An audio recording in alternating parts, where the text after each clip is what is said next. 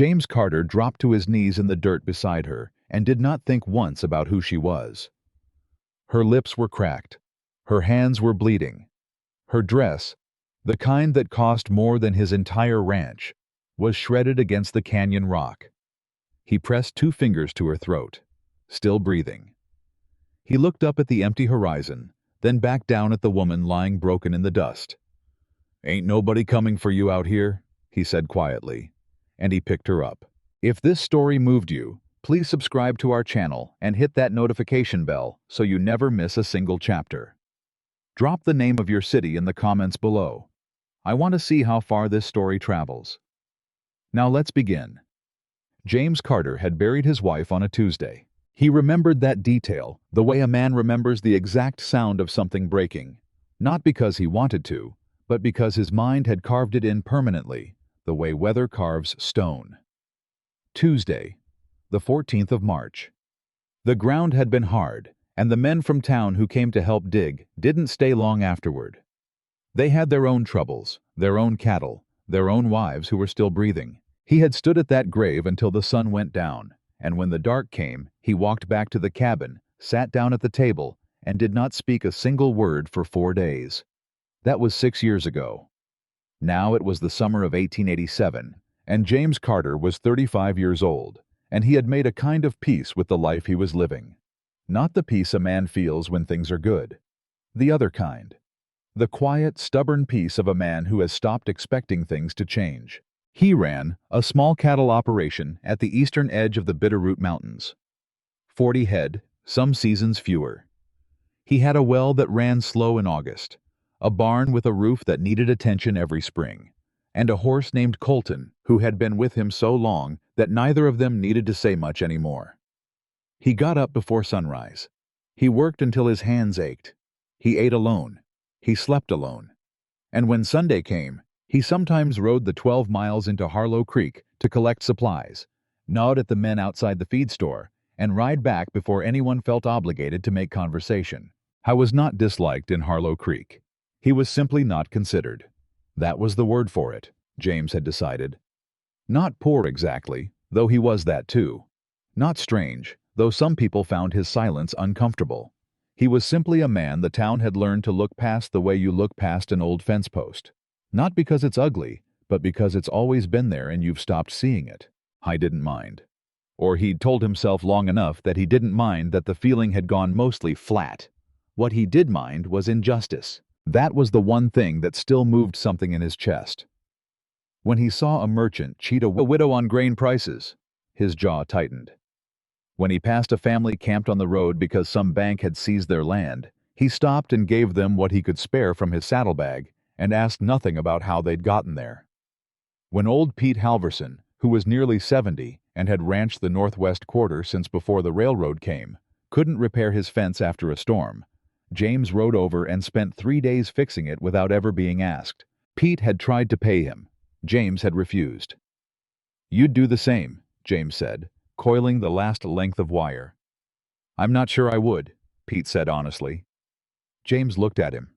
"Yeah, you would," he said, and got back on Colton. That was the thing about James Carter that nobody in Harlow Creek had quite figured out how to account for. He had very little, but he gave away what he had as though the giving cost him nothing. Not for recognition, not for the kind of gratitude that gets told around a dinner table.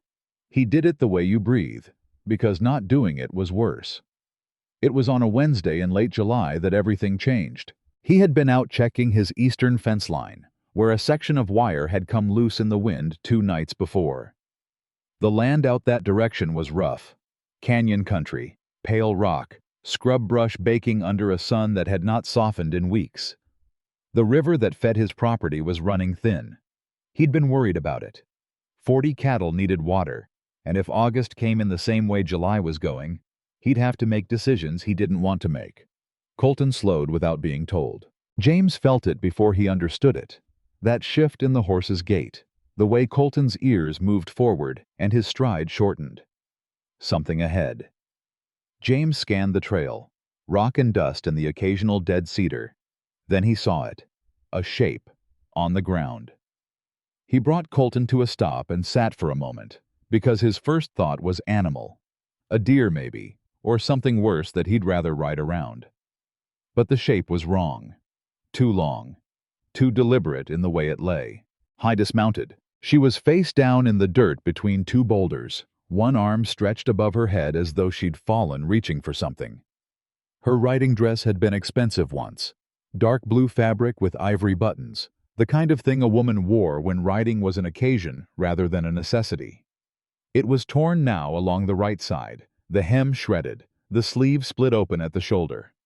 Her hair had come completely loose from whatever arrangement it had been in and lay tangled across the rock beneath her cheek. He crouched beside her, pressed two fingers to the side of her throat, the way he'd done with sick cattle, the way you did when the question was the only one that mattered. Her pulse was there, thin but steady. "Hey." He put a hand on her shoulder gently. "Hey, can you hear me?" Nothing. He looked around. No horse, no gear, no sign of how she'd gotten here, or how long she'd been lying in this heat. The canyon walls this direction trapped the sun from mid-morning on. If she'd been here since morning, she was badly dehydrated. If she'd been here longer than that, she might not have much time. He reached for his canteen, lifted her head carefully, and tried to get a few drops between her lips. She didn't respond, but she didn't stop breathing, which he decided to take as a good sign. "All right," he said, mostly to himself. All right, he thought briefly, about riding to town. About finding someone who might know her, someone whose job it was to deal with situations like this. But Harlow Creek was 6 miles back, and the nearest doctor was another 3 beyond that, and the woman in front of him was already dehydrated in 90-degree heat with no shade and no water and no horse and no one else in sight. He wasn't going to leave her here while he went to find someone more qualified. He slid one arm beneath her shoulders and one beneath her knees and lifted. She was lighter than he expected. He got her onto Colton without much trouble, settling her sideways across the saddle and keeping one hand on her the whole way back to the cabin, riding slow enough that she didn't slip. She made a sound once, something between a breath and a word, but didn't wake. He talked to her the whole way, not because he thought she could hear him, just because it seemed like the right thing to do. He told her about the fence he'd been trying to fix. He told her the river was running low. He said it looked like August was going to be rough, but that he'd seen worse and gotten through it. He told her she was going to be fine, even though he wasn't entirely sure that was true. When he got back to the cabin, he laid her on the bed, his bed, the only one he had, and went to get water and clean cloth. He cleaned the cuts on her hands and face with the kind of steady, careful attention he gave to everything that needed care. He covered her with the one good blanket he owned. He pulled a chair to the side of the bed and sat. And he waited. She woke up in the middle of the night. He heard her before he saw her. A sharp intake of breath, then the sound of someone moving too fast, disoriented. He was out of the chair before he was fully awake. "Hey, easy." He kept his voice low. "You're safe. You fell out in the canyon. I brought you here." She was sitting upright, hands braced on the mattress, eyes wide and unfocused in the dark. She looked at him, looked at the cabin, looked at him again. "Where am I?" Her voice was rough, barely a sound. "My place, few miles east of Harlow Creek." He picked up the canteen from the table and offered it. "You need to drink." She stared at the canteen for a second, then at him, then took it. She drank too fast, and he said, "Slow." And she slowed, and when she handed it back, her hands were shaking. "My horse," she said. "Gone. I didn't find any horse." She closed her eyes, pressed one hand briefly to her forehead. When she opened her eyes again, some of the wildness had settled out of them, replaced by something more measured. Assessing. He'd seen that look before, the look of someone who was used to figuring out a situation quickly and deciding how to respond to it. "You live here alone?" she asked. "Yes, ma'am." "Who knows I'm here?" "Nobody yet. I'll ride to town at sunup and get the doctor." She looked around the cabin again. It took her about 4 seconds to see all of it. Table, fireplace, one chair, one bed she was sitting in, the saddle on the stand near the door, the spare boots, the shelf with its few tin cups and a handful of books. James watched her take it in. He had no idea what she was thinking, but he could see her doing it. "What's your name?" she asked. "James Carter." "Elizabeth," she said. Then stopped, like she'd been about to say something more and decided against it. "Elizabeth. You got family nearby, Elizabeth?" She didn't answer right away. "Family will be looking for me," she said carefully. "I expect so. What happened out there?" "My horse spooked. I fell." She said it simply, without drama, in the tone of someone describing something that had happened to a different person. "The canyon. I tried to walk, but the heat—" She stopped. "You were out there a while," he said. "You were lucky I came through that way." She looked at him. Really looked at him, the way people rarely did. Not at his worn jacket, or the dust on his boots, or the fact that his cabin had exactly one chair and one bed, and nothing else worth mentioning. She looked at his face. "Yes," she said. "I was." He got up and poured water into the small pot to heat. "I don't have much," he said, with the matter-of-fact ease of a man who had made peace with that sentence a long time ago. "But I can get you something warm. You don't need to—" "It's not a burden," he said simply. She watched him move around the small space, and he could feel her watching, and he didn't mind it. There wasn't much to see. He was just a man in a cabin, heating water for a stranger. "Why did you help me?" she asked. He glanced back at her. The question seemed genuine, which surprised him.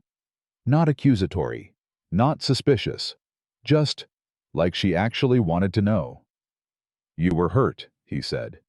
"Plenty of people pass by hurt and keep riding." "I don't," he said.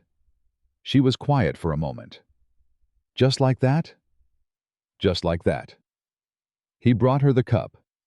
She held it in both hands, and the shaking had mostly stopped now, and she looked down at the steam coming off it with an expression he couldn't quite name. "I'll find out about your horse in the morning," he said, "and I'll ride for Dr. Hadley before that. He's a reasonable man. Good doctor." "That's not necessary." "You were unconscious in the desert for God knows how long," he said. "It's necessary." She looked up at him. Something shifted at the corner of her mouth. Not quite a smile, but the shape of one. "You're very certain about things." "About some things," he said. She didn't sleep again that night. He knew because he moved the chair to the other side of the room and dozed there. And every time he surfaced to half waking, he could hear her, quiet and still, but awake. Not afraid, he didn't think. Just thinking. Whatever kind of thinking you did at 3 in the morning when a stranger had pulled you out of a canyon and you weren't ready to tell him your last name. He rode for Dr. Hadley at first light and was back by mid-morning with the old man in tow. Hadley examined her with professional efficiency, asked her several questions she answered briefly, and then stood in the yard with James after and said, "Mild heat exhaustion, some surface injuries. She needs to rest and take fluids and stay out of the sun for a few days." "She can stay here," James said. Hadley looked at him. "You know who she is?" "Elizabeth," James said. Didn't catch the rest. The doctor made a sound that was not quite a laugh. He looked at his boots for a second, then back at James. "James," he said, "that woman is Elizabeth Whitmore." James waited. "Whitmore," Hadley said again, with more weight on it. "I heard you. Her family owns close to 80,000 acres. Everything north and west of the river, down to the county line." Hadley paused. "Her father is Gerald Whitmore." James absorbed that. Gerald Whitmore was not a man anyone in this valley needed to have described to them. His name was on the bank. His name was on the water rights agreement that had been renegotiated 3 years ago. His name was in the newspaper in the way that men's names got in newspapers when they had enough money to make things happen. James looked back at the cabin. "She still needs rest," he said. Hadley stared at him. "Did you hear what I just—" "I heard you, Doc." He turned back to the yard. "I'll make sure she eats something. You want coffee before you ride back?" Hadley stood there for a moment with the expression of a man who had expected a different conversation. Then he shook his head slowly and said, "Lord have mercy, James Carter," which was the kind of thing men said in this valley when they ran out of more precise words. When James went back inside, Elizabeth was sitting up in the bed, her hair pulled back with what appeared to be a strip of cloth from somewhere. She had found the small mirror on the shelf and set it on the blanket in front of her, though she wasn't looking at it now. She was watching him. "He told you," she said. "The name, yes." She waited, the way someone waits who is used to things changing the moment the name lands. "You need to rest a few more days," James said. "Doc's orders." She blinked. "That's all?" "That's all." A silence opened up between them. She filled it carefully. Most people react differently to that name. What do most people do? They get nervous, or they get greedy, sometimes both. "Well," James said, pulling the chair closer to the small stove where the pot was still warm, "I'm neither of those things, so I expect we'll get along fine." She was quiet for a long moment. He heard her breathing slow back to something easier. "I have to send word to my father," she said. "He'll be looking for me." "I'll send word today. You want to write it yourself, or you want me to carry a message?"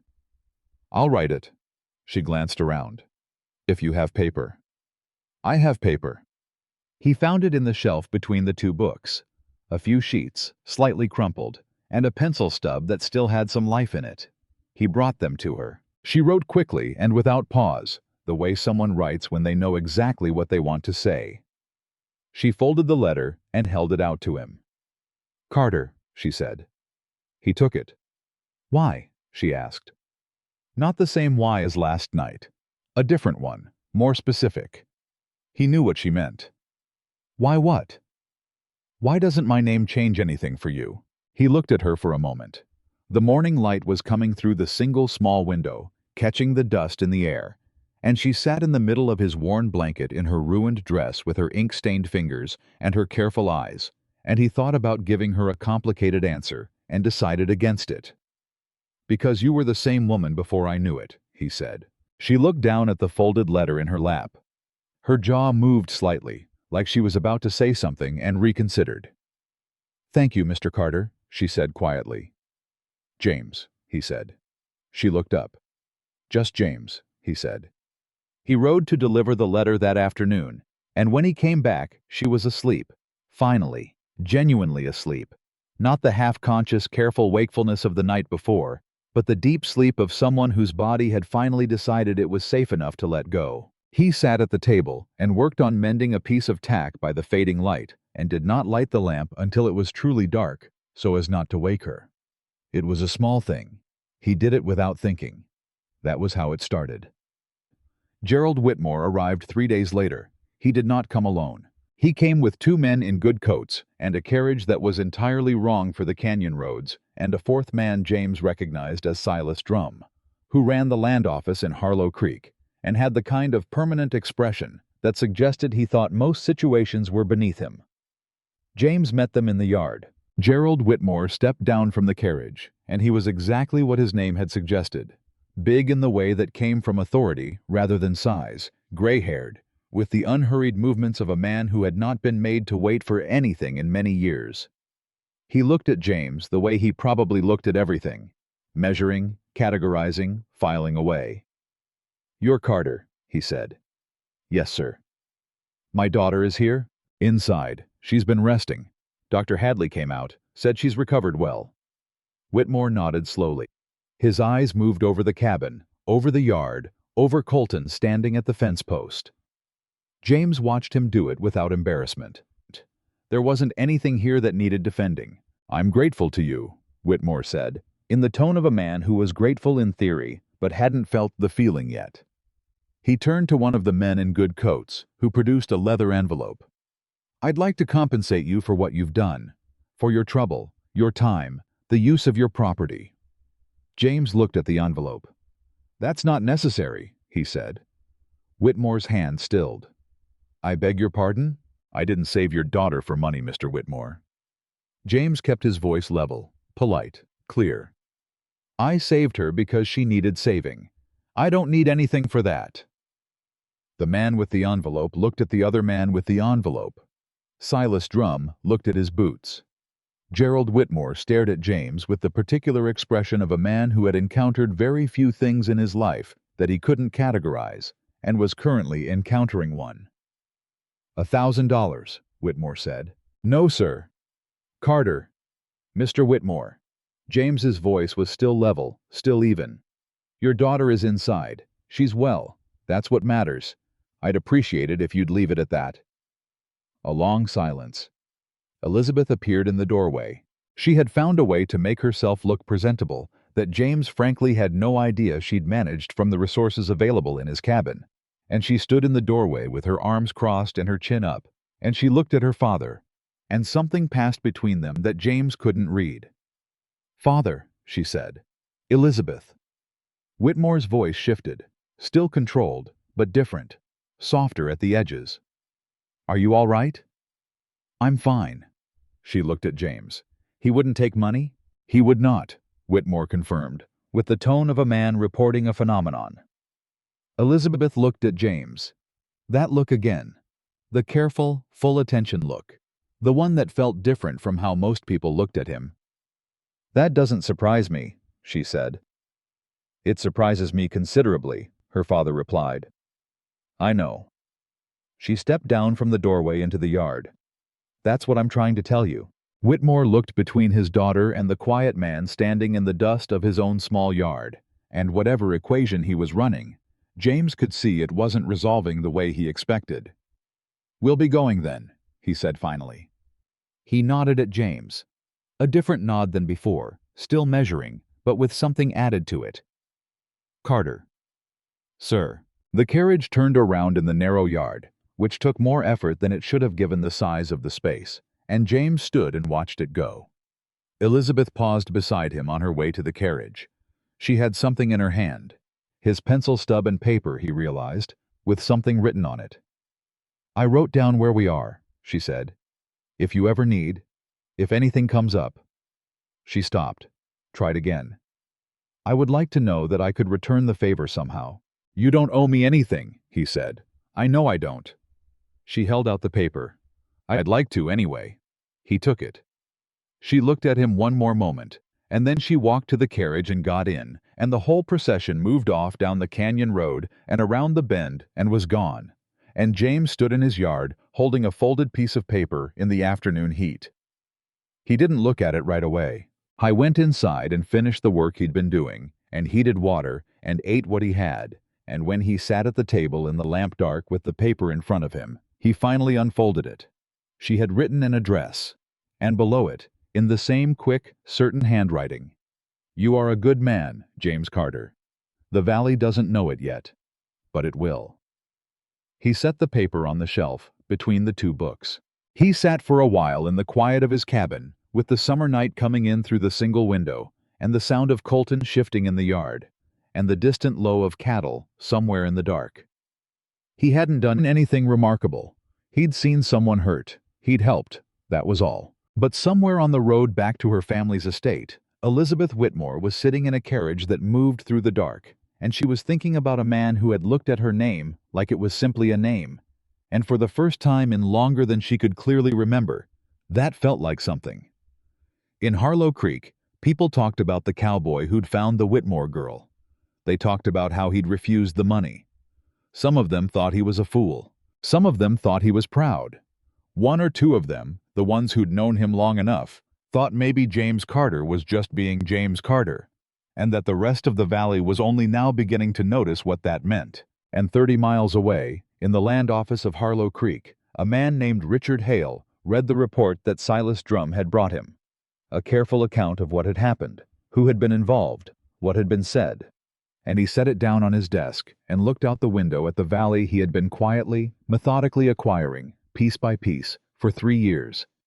And he thought about a poor cowboy who had refused $1,000. And he decided that James Carter was either a saint or an obstacle.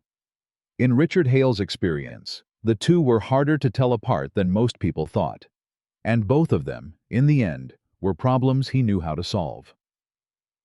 3 days after the Whitmore carriage disappeared around the bend of the canyon road, Harlow Creek had already made up its mind about what had happened. James heard the first version of the story from Pete Halverson, who rode over on a Thursday morning with a sack of dried beans and the expression of a man delivering bad news he'd been sitting on for too long. They're saying you held her there, Pete said, setting the beans on the table without being asked. Kept her at the cabin longer than necessary, so her father would feel obligated. James looked at him. Who's saying that? Drum, mostly. Silas Drum. Pete pulled out the chair and sat down, which he did comfortably and without ceremony, because he'd been coming to this cabin for years and had never once waited to be invited. He was out here with Whitmore, you know. Saw the whole thing.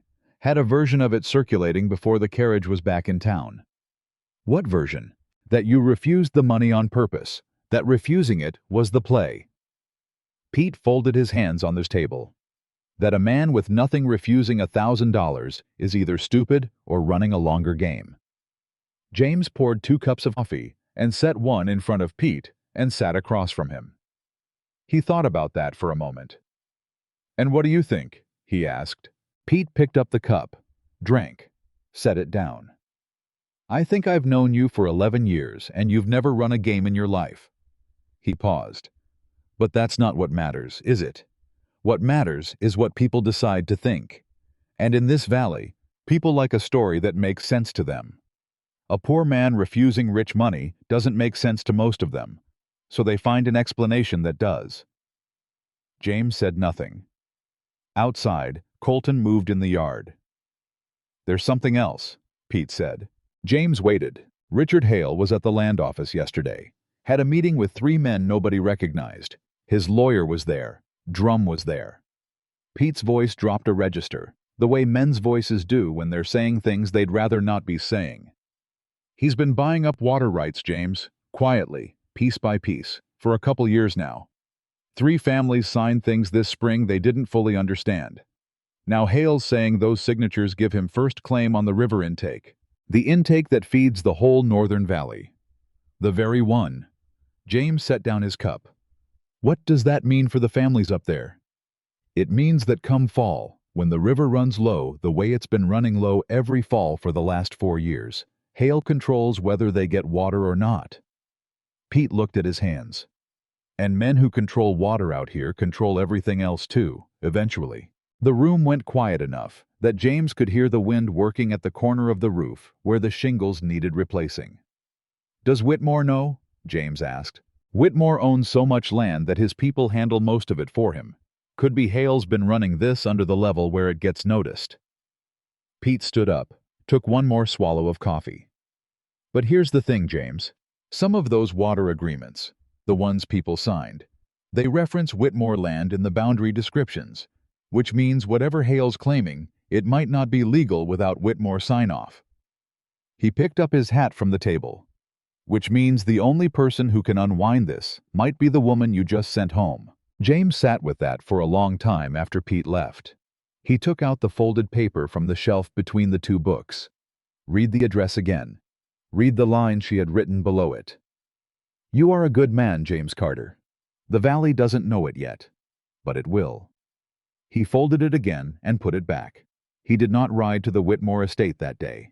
He rode instead to the north end of the valley, to the Greer family's place, where Tom Greer had been running cattle for 20 years and had the kind of sun-worn decency that James respected in a man. He found Tom in the yard, and without preamble he said, "Show me what you signed for Hale." Tom went still. "How'd you know about that?" "I know. Show me." Tom brought out the paper. James read it carefully, twice. His reading was slow and deliberate. He had taught himself from the books on the shelf, the ones he'd carried since before the cabin, and he read the way a man reads when he's had to work for every word.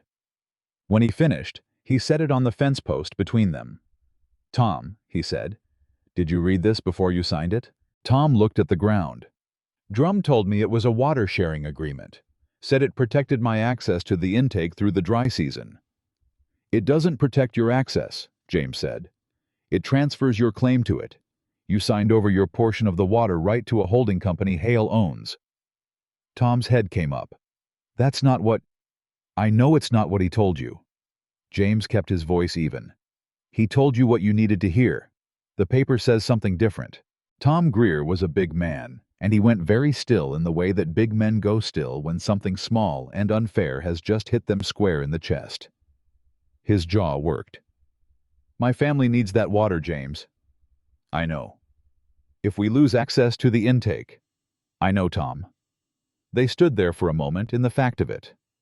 What do I do? Tom asked. Right now, nothing. Don't sign anything else. Don't talk to Drum. If Hale sends anyone out here, you tell them your lawyer is reviewing it. Tom gave a short, humorless sound. I don't have a lawyer. You don't need one yet. You just need Hale to think you do. James picked up the paper and handed it back. How many other families signed these? Up here? At least 5 that I know of. Maybe more. James nodded. He thought about the Whitmore address on the shelf at home.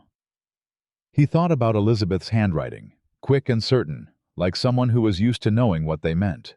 He thought about Pete's voice, saying the only person who can unwind this might be the woman you just sent home. All right, he said. Let me think.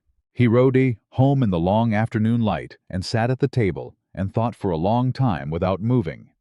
He thought about the valley and the water and the 5 families and the paper with its careful, misleading language. I thought about Richard Hale, whom he had seen twice, once at a town meeting where Hale had spoken with the smooth assurance of a man presenting himself as a public benefactor, and once outside the land office where he had looked at James the way a man looks at something in the road that he expects to move. He thought about Elizabeth Whitmore sitting in his one chair, asking him why he helped her, and then he thought about the answer he hadn't given her, the one underneath the simple one, which was this: that the place he lived was full of people who looked past each other, and past suffering, and past injustice, and the longer a man practiced that kind of looking, the less he was able to see it all. And James Carter had made himself a promise at a cold grave on a Tuesday that whatever else he became, he would not become that. He got up, found a clean sheet of paper, and wrote a letter to Elizabeth Whitmore. He kept it brief. He explained what he knew about the water agreements. He explained what he'd read in Tom Greer's contract. He told her that several families in the Northern Valley had signed documents under false description, and that the boundary references in those documents appeared to involve Whitmore land, which raised questions about their legality. He wrote it the way he thought about things, plainly, with no decoration and no request. At the bottom, he wrote, I am not asking for anything. I thought you should know. He rode to the mail post at first light and sent it. 12 days passed. He fixed the fence. He checked the water levels. He helped a family 2 miles west move their cattle to a lower pasture where the grass was better. He did not think, as much as he could manage, about whether anyone was going to write back. The reply came on a Wednesday. It was not a letter. It was Elizabeth Whitmore herself, arriving on a horse that was not showy, but was very good, with a leather satchel across her saddle and her hair pinned up properly this time, and an expression on her face that was entirely different from the disoriented woman who had woken up in his cabin 2 weeks earlier. This was someone who had come somewhere on purpose. James was at the fence when he heard the hoofbeats. He turned and watched her come up the trail, and when she pulled up beside him, he noticed that she had dressed practically. A dark riding skirt, a plain jacket, boots with actual heel wear on them. Like someone who had given thought to arriving at a working ranch rather than performing the arrival. You came yourself, he said. I came myself, she confirmed. She didn't dismount immediately. She looked at him with that careful attention he was already learning to recognize. Your letter was very precise. I tried to be. The boundary references you mentioned, I looked at them. She opened the satchel and withdrew a folded document. You were right. 3 of the agreements Hale has been using reference parcels that are still legally under Whitmore title, which means the water rights he's claiming aren't his to claim. The whole structure may be fraudulent. She said it directly, without drama, like laying cards on a table. Maybe, James said. Maybe, she agreed. Which is why I need to see the original agreement records from the land office, and I can't do that without it looking like the Whitmore family is investigating Hale directly, which would complicate things. Because Hale has men inside the land office. She looked at him. You know that already. Silas Drum has been carrying water for Hale for at least 2 years. Everyone in the valley knows it. Nobody does anything about it because nobody can prove it. She dismounted. She tied the horse to the post with the efficient knot of someone who'd done it herself plenty of times, regardless of how many people she had available to do things for her. She turned back to James with the document still in her hand. "I want to help these families," she said. "But I need someone who knows this land and these people, and who Hale won't see coming." She paused. "He's already watching my family. He knows we're a threat to his plan. But you're a poor rancher in a small cabin who refused his employer's money. To a man like Hale, that reads as irrelevant."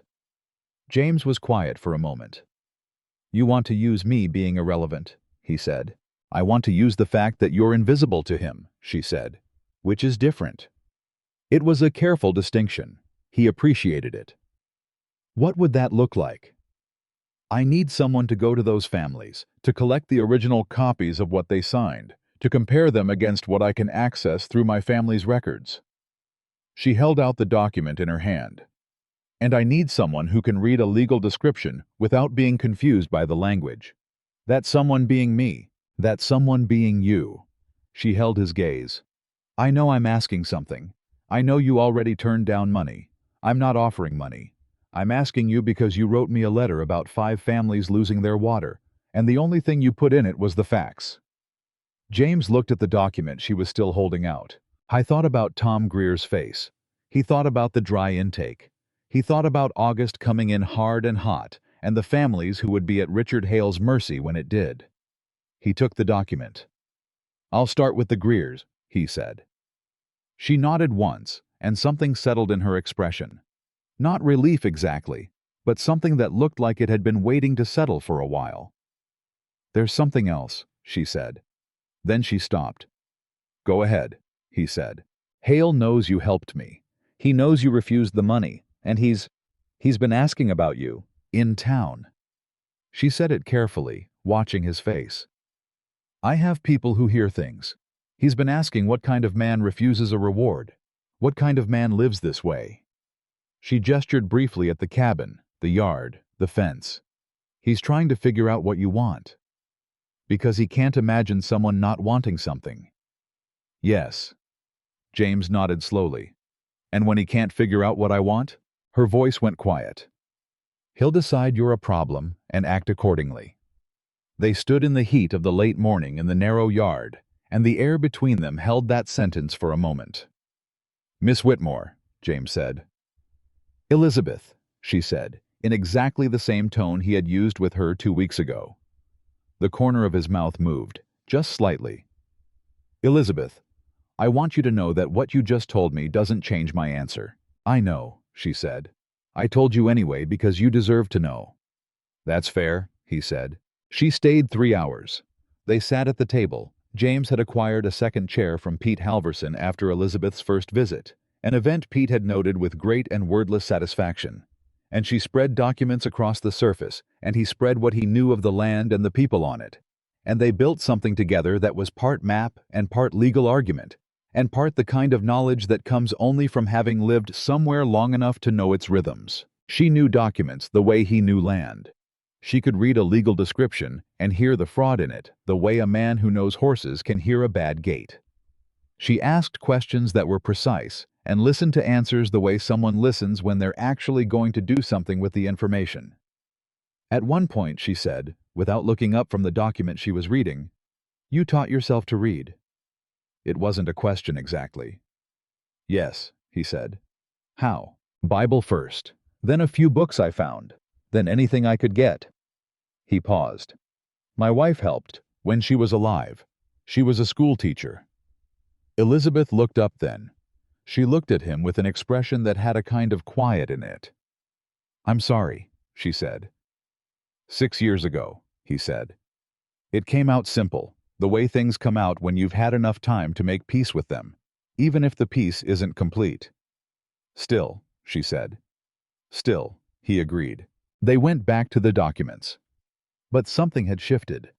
Some small degree of formality had come off the conversation, the way a coat comes off when it's warm enough to not need it. Toward the end of the 3rd hour, when she was packing the papers back into the satchel, she said, "My father asked about you."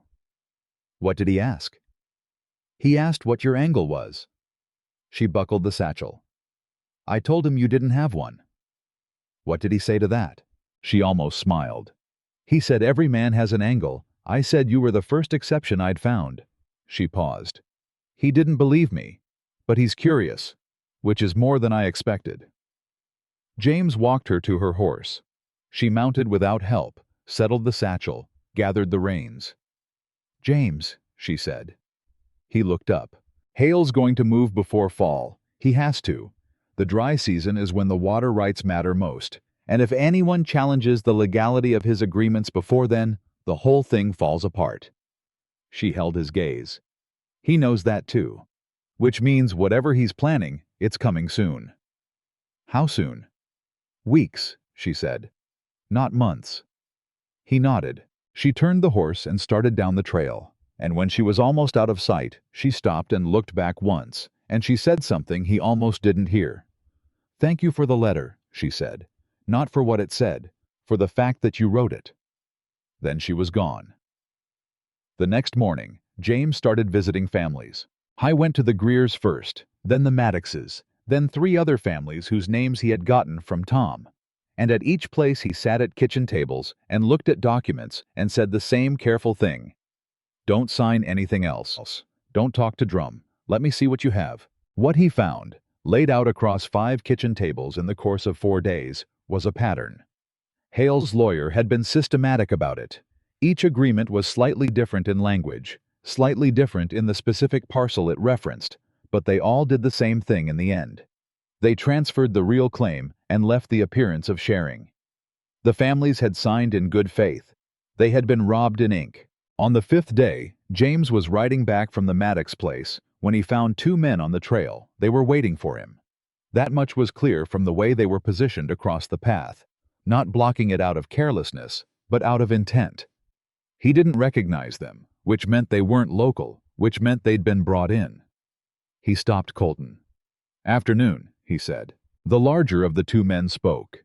He had the easy manner of someone who'd had conversations like this before and found them simple. You're Carter. I am. Word is, you've been visiting families up the North Valley, looking at their papers. The man paused. Mr. Hale wanted you to know that he's aware of that, and that he appreciates a man who minds his own affairs. Is this him minding his own affairs? James asked. The man smiled. It was the kind of smile that didn't reach the eyes or intend to. Mr. Hale's a reasonable man. He has a business here. He doesn't want trouble with the neighbors. Then he should have built an honest business, James said simply. The smile stayed. That's a bold thing to say for a man who's got 40 cattle and a roof that leaks. My roof's my business, James said. The water rights he's stolen from 5 families are not. The second man spoke for the first time. You're going to want to be careful, Carter. Man your size, with your kind of nothing to lose. Getting involved in other people's business has a way of costing more than a man expects. James looked at him steadily. You 2 done? A pause. For now, the larger man said. James moved Colton forward, and the 2 men held their position a moment too long, the kind of moment that's supposed to make a man reconsider, and then moved aside. He rode between them without looking back. He heard one of them say something behind him that he didn't fully catch. The word fool was in it somewhere. He rode home. He wrote a detailed description of the encounter, what the men had said, how they'd been positioned, what time of day it was. He folded it and added it to the growing file of documents he was keeping on the table, alongside the notes from each family visit and the copy of Tom Greer's agreement and the letter Elizabeth had sent. He thought about Hale's men knowing where he'd been, which meant Hale had someone watching him, which meant someone in the valley, someone he might pass on the road, someone he might nod to at the feed store, was carrying information. That night, James sat at the table for a long time. I wasn't afraid. Fear, in his experience, was a thing that grabbed you when the problem was in front of you. This was different. This was the slow, clear recognition that what he'd started was larger than it had looked from the beginning, and that he had put himself in its path fully, and that there was no version of continuing that was safe or quiet or uninvolved. He thought about the families. He thought about the water, I thought about a woman who had spread documents across his table and said, "I need someone who knows this land and these people, and who Hale won't see coming." He was not invisible to Hale anymore. He thought about that. And then he got up and wrote a second letter to Elizabeth Whitmore, shorter than the first, saying only, "He knows. We need to move faster. Tell me what you need." He sent it at first light, and before he reached the mail post, he passed Silas Drum on the road going the other direction, and Drum looked at the letter in his hand with the quick flicker of a man noting something he intends to report. And James looked back at him with the particular expression of a man who has decided not to be invisible anymore. He handed the letter to the postmaster directly, watched it go into the outgoing bag, and rode home. The valley was quiet. The river was lower than last week, 3 miles away, in a room above the land office where the curtains were always drawn. Richard Hale sat with Silas Drum and listened to a report of everything James Carter had done in the last 2 weeks. And when Drum finished, Hale was quiet for a moment. Then he said, "He's not going to stop." "No," Drum agreed. "And the Whitmore girl is involved." "It looks that way." Hale was quiet again.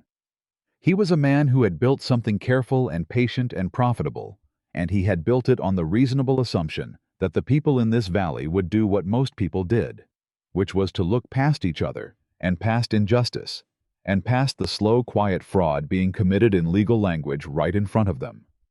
He had not accounted for a man who noticed things. He had not accounted for a woman who came back.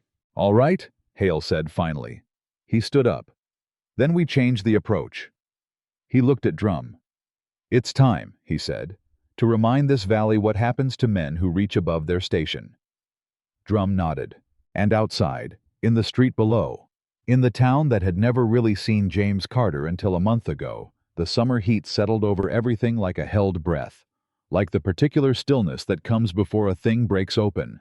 And nobody walking past that curtained window knew what had just been decided, or what it was going to cost, or how far the consequences would reach before it was done. But James Carter, riding home along the river road, with the water running thin on his right, and the mountains going purple in the late light on his left, felt it. The way you feel a storm before the sky shows it. And he did not turn around. The fire started on a Saturday night. James smelled it before he saw it. That particular wrongness in the air, the kind that wakes a man from dead sleep and has him on his feet before he understands why. He was out the door in seconds, and the barn was already going, the orange eating up the old wood from the inside out, and Colton was screaming. He got the horse out. That was the only thing that mattered in those first 2 minutes. Getting to Colton, getting the rope, pulling him through the smoke and the heat and the noise, while the animal fought him every step, because every instinct Colton had was telling him to go the other direction. James held on. He talked low and steady, even though his voice was shaking, even though the heat on his back was becoming something serious.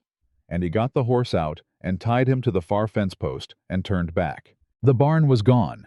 Not going. Gone. The structure he had repaired board by board over 6 years, where he kept feed and tack and the few tools he owned, was collapsing into itself with the sound of something that had decided to stop standing. He stood and watched it burn. He did not sleep the rest of that night. In the morning, when the ash had cooled enough to walk in, he found what he expected to find. The fire had started in the corner farthest from the house, farthest from any lamp or stove or source of heat. He crouched in the ash and looked at the pattern of it, the way a man looks at a thing when he already knows the answer and is just confirming it. He stood up, ash on his hands and knees. The sky was doing the pale, flat thing it did before the heat of the day settled in. He thought about Richard Hale sitting in a curtained room. He thought about, it's time to remind this valley what happens to men who reach above their station. I went inside and wrote 2 letters. One to Elizabeth, brief and factual. The barn burned, cause not accidental, he was continuing. One to the county marshal's office in Helena, detailing everything. The water agreements, the families, the 2 men on the road, and now the fire. He wrote it carefully, with dates and names and the language of someone who understood that a document needed to be useful. He rode to the mail post before 7 in the morning and sent both. Then he rode to Tom Greer's place. Tom came out of the house when he heard the hoofbeats, and he looked at James, at the ash still on his jacket, the set of his jaw. And he said, "What happened?" "Barn burned last night," James said. "I need you to know in case anything happens to me before this is finished." Tom went very still. "James, I'm not saying it will. I'm saying in case it does." He reached into his coat and produced a folded set of papers.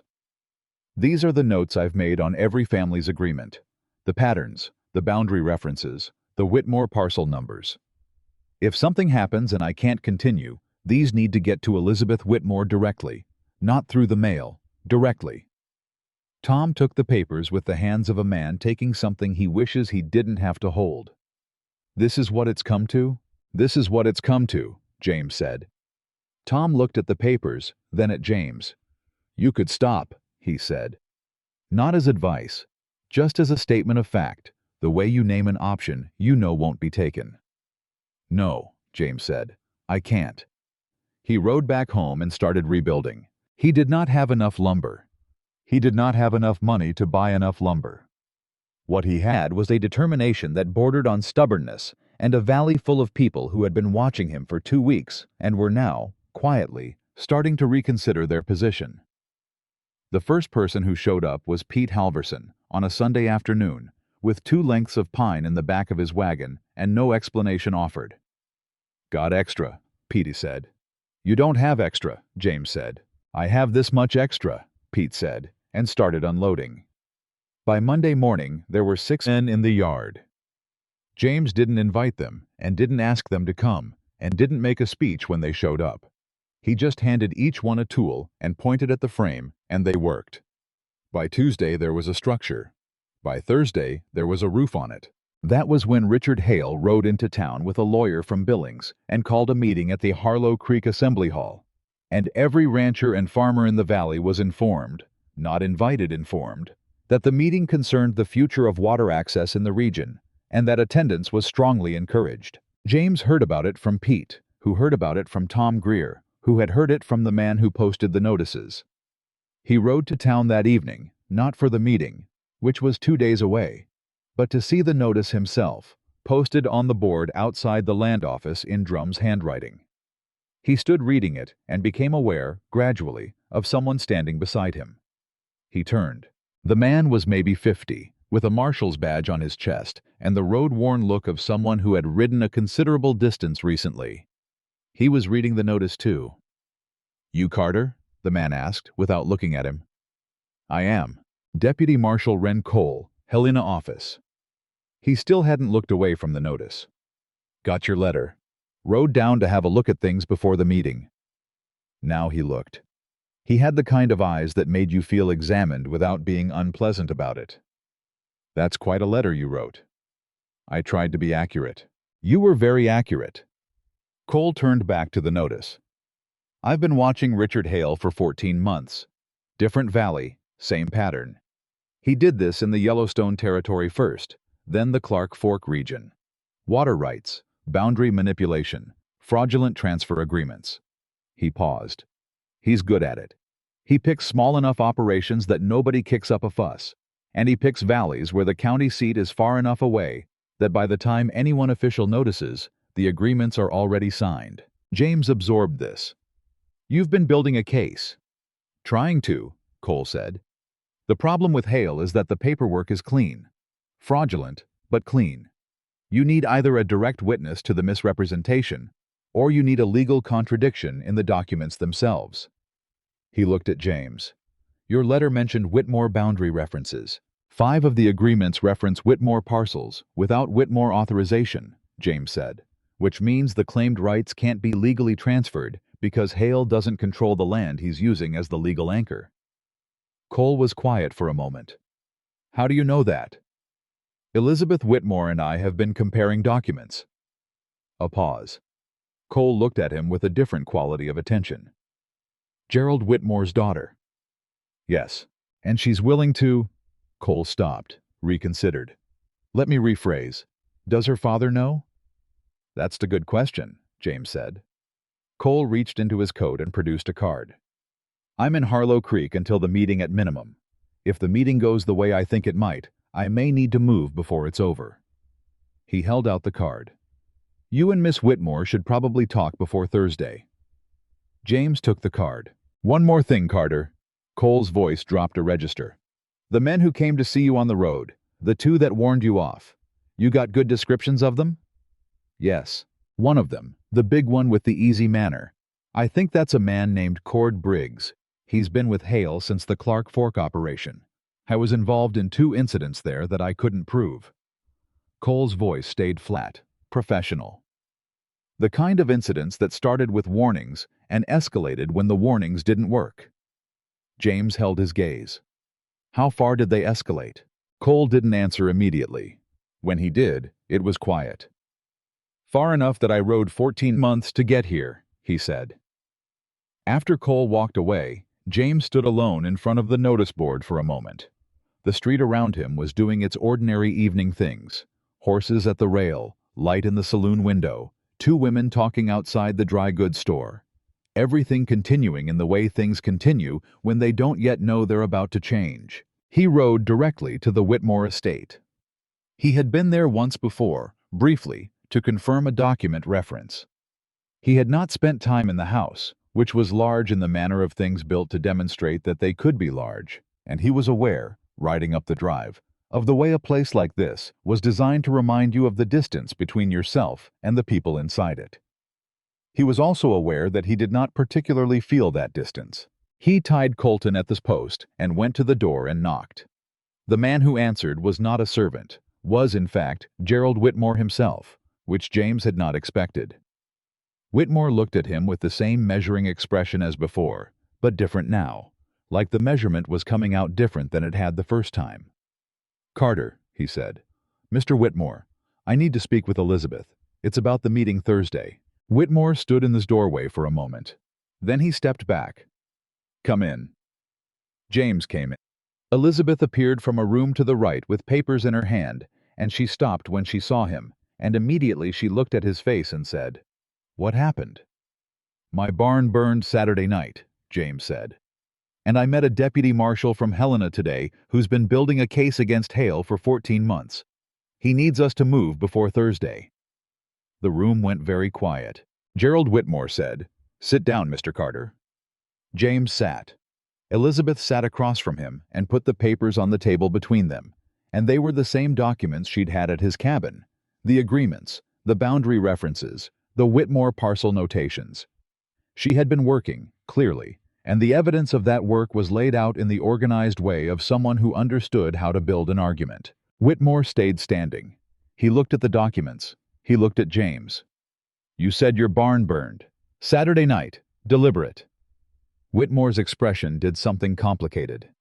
"And you're still here?" "Yes, sir." "Why?" James looked at him directly. "Because Tom Greer needs water for his cattle in August, and so do the Maddoxes, and the 3 other families who signed papers they were lied to about." He paused. "And because Richard Hale burned my barn to make me stop. And the thing about that is, I don't respond well to being told to stop." A long silence. Whitmore sat down. It was, James understood, a significant gesture. Gerald Whitmore was a man who signaled things through his body, through whether he sat or stood, whether he offered his hand or kept it, whether he looked at you or passed you. Sitting down was him saying something he apparently wasn't ready to say in words yet. Elizabeth spread the documents. "Tell us about the marshal," she said. James told them everything Cole had said. He watched Whitmore's face as he talked, watched the man absorb the 14 months, the Yellowstone Territory, the Clark Fork region, the pattern. Watched something shift behind the older man's eyes. The shift of a man who has been operating on one set of assumptions and is revising them in real time. When James finished, Whitmore said, "He did this before, in other valleys." "Yes." "And nobody stopped him. Nobody had the documentation to stop him." James looked at Elizabeth. "We might." Elizabeth was already nodding. "The Whitmore parcel references are the key.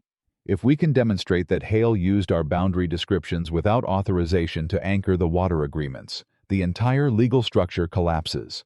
The transfers were never valid." She looked at her father. "We have the original survey documents. We have the title records. We have continuous chain of ownership going back to the territorial grant." She paused.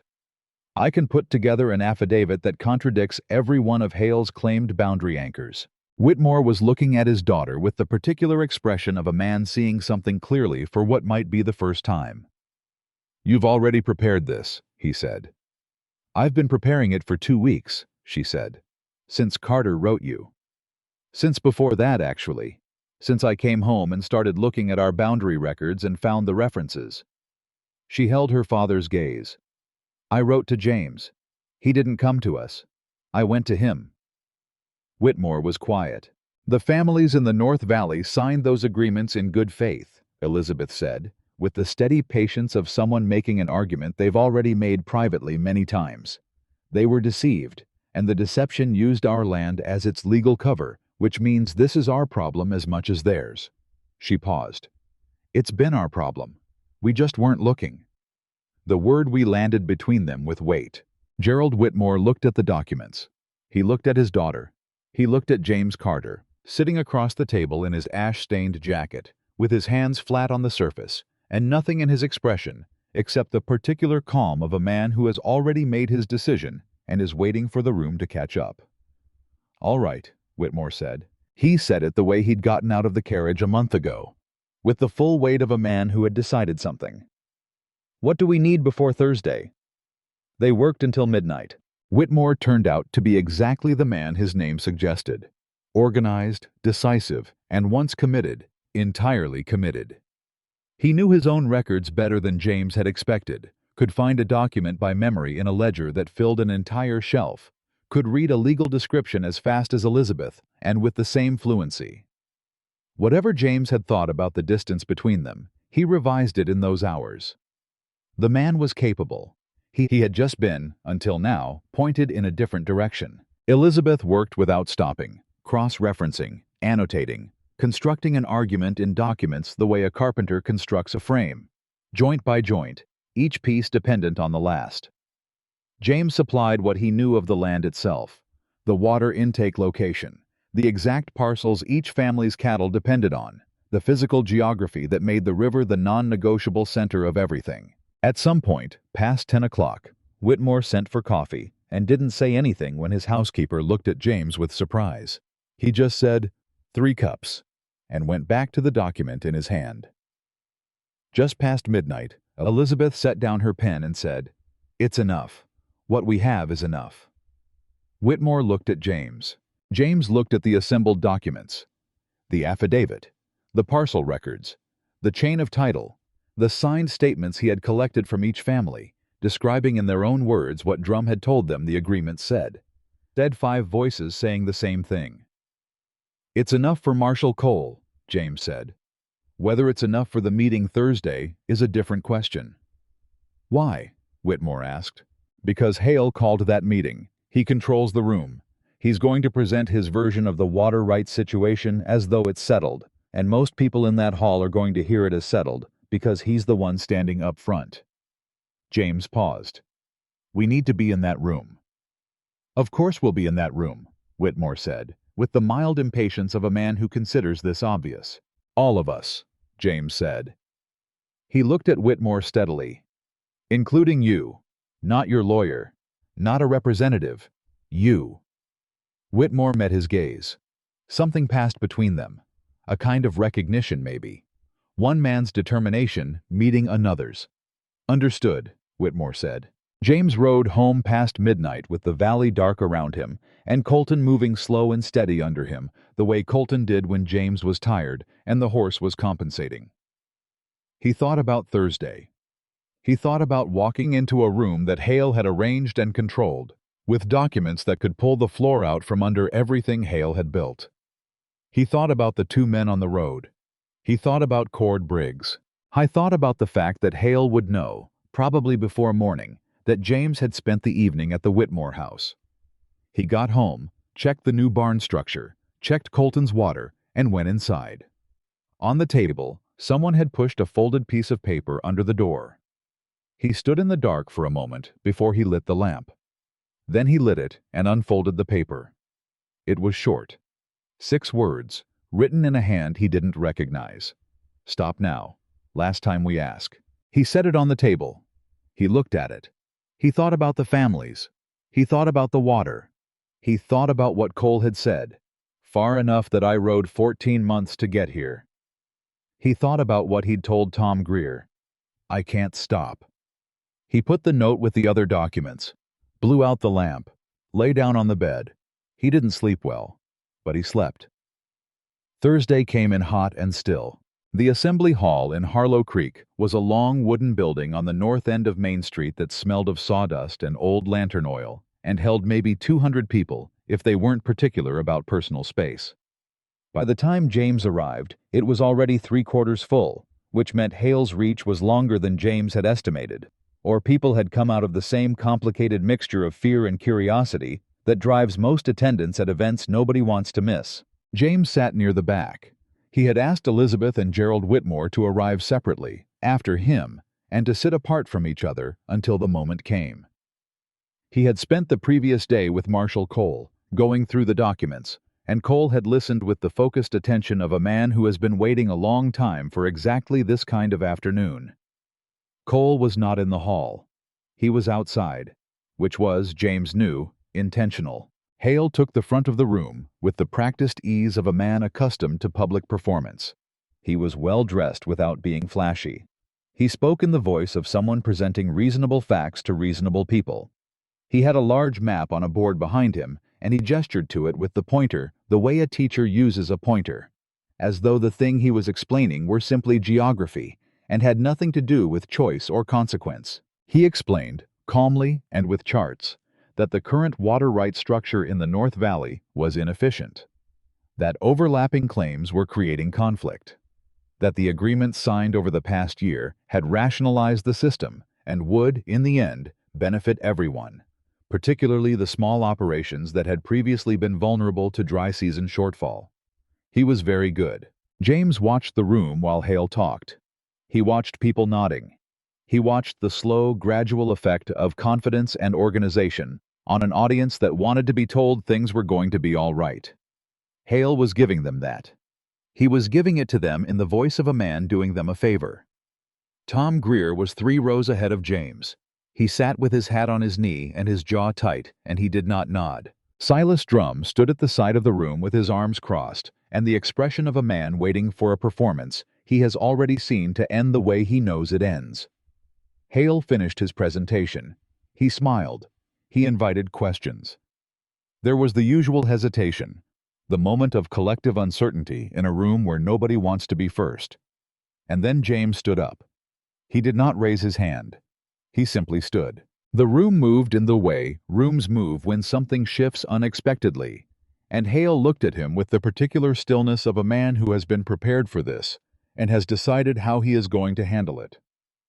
Carter, Hale said, with the tone of someone greeting an inconvenience by name. The agreements you're describing, James said. His voice was level and carried without effort through the wooden building. They reference boundary descriptions on the northern parcels. Specifically, they use Whitmore property lines as the legal anchor for the water right transfers. A murmur. Small, then quiet. That's standard practice in, Hale began. Do you have written authorization from the Whitmore estate to use those boundaries? James asked. The pause was brief. Practiced. The agreements were prepared by legal counsel and reviewed. That's not what I asked, James said. Hale's expression did not change. It was the expression of a man who had been practicing, not changing his expression. I'm not sure what you're implying, Carter, but this meeting is about the future of water access for this valley, and I'd ask you to... I have an affidavit, James said. He held it up. He let the room see it. Signed by Gerald Whitmore and his daughter Elizabeth, stating that no authorization was given, written or verbal, to reference Whitmore parcel boundaries in any water rights agreement negotiated by Richard Hale or his associates. James kept his voice even, kept his eyes on Hale. Which means the legal anchor for every agreement you just presented doesn't exist. The murmur that went through the room was not small this time. Hale's jaw tightened. One fast, controlled motion. Then, I don't know where you got that document, but without... You can read it, James said. I have copies. He looked at Tom Greer, who stood and passed envelopes down the rows. The copies James had prepared the night before, one for each row, enough that the room could pass them hand to hand. Hale was still talking. His voice had shifted, still controlled, but with a new edge in it, the edge of a man revising his approach in real time. This is the kind of interference that... Mr. Hale. The voice came from the doorway. Gerald Whitmore stood there. He had come in without James seeing him or hearing him, which meant he had been waiting outside and chosen this moment with precision. He stood in the doorway of the assembly hall with his hat in his hand and his shoulders straight, and he looked at Richard Hale across the full length of the room with the expression of a man who has decided what he thinks about something and has no interest in being reconsidered. The room went completely silent. "Those are our boundary lines," Whitmore said. His voice was not loud. He didn't need loud. "And we did not authorize their use, not for this, not for anything." He walked forward, down the center of the room, and people shifted to let him through without being asked. "I have spent 30 years building something honest in this valley, and I am not going to stand by while my own land records are used as cover for fraud." He reached the front of the room. He stood beside James. He looked at Hale. "The agreements are invalid," he said simply. "Every one of them." Hale's composure, which had been holding by practiced effort, finally showed its seams. His voice came out harder than before. "You have no authority to..." "I have every authority," Whitmore said. "This is my land you put your name on." The door of the assembly hall opened again. Marshal Ren Cole walked in with 2 men behind him, both with badges, both with the unhurried manner of people who have arrived exactly when they planned to arrive. Hale turned. He looked at Cole. He looked at the badges.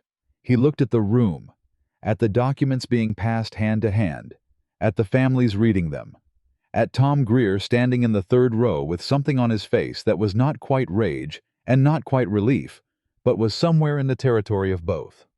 He looked at James. "You," he said. Low, flat, no performance left in it. "Me," James said. Hale's lawyer appeared at his elbow and said something urgent and quiet, and Hale looked down for one moment, and when he looked up, the mask was back. Not the confident public mask, but a harder, colder one that was closer to the truth of him. "This isn't finished," Hale said. "It is, actually," Cole said pleasantly. He produced documents from his coat, official documents, the kind with territorial seals on them. "I have a warrant for your business records, and another one I'd like to discuss with you somewhere quieter." He nodded toward the door. "After you, Mr. Hale." The room watched. Nobody spoke. Hale walked toward the door with Cole behind him, and as he passed James, he stopped for one moment, just long enough to look at him, that cold, flat look. And James looked back at him with the same expression he'd had on the road when the men warned him, and in the quiet moment between them, the whole weight of everything Hale had built and James had dismantled was in the air. Then Hale walked out. The door swung shut. For a long moment, the assembly hall held its collective breath. Then Tom Greer said, well, to nobody in particular, which was the most Tom Greer thing James had ever heard him say. And somebody in the back let out a breath that was also slightly a laugh, and then the room became the noise of 200 people, all starting to talk at once. James stood in the front of the room and felt something loosen in his chest that had been pulled tight for weeks. Elizabeth appeared from the side of the room. She had come in, he realized, when Whitmore came in, quiet and unannounced. She stood a few feet away.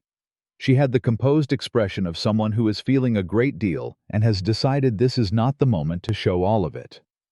"You held it together up there," she said. "So did you," he said. "You built the case. You built the foundation." She paused.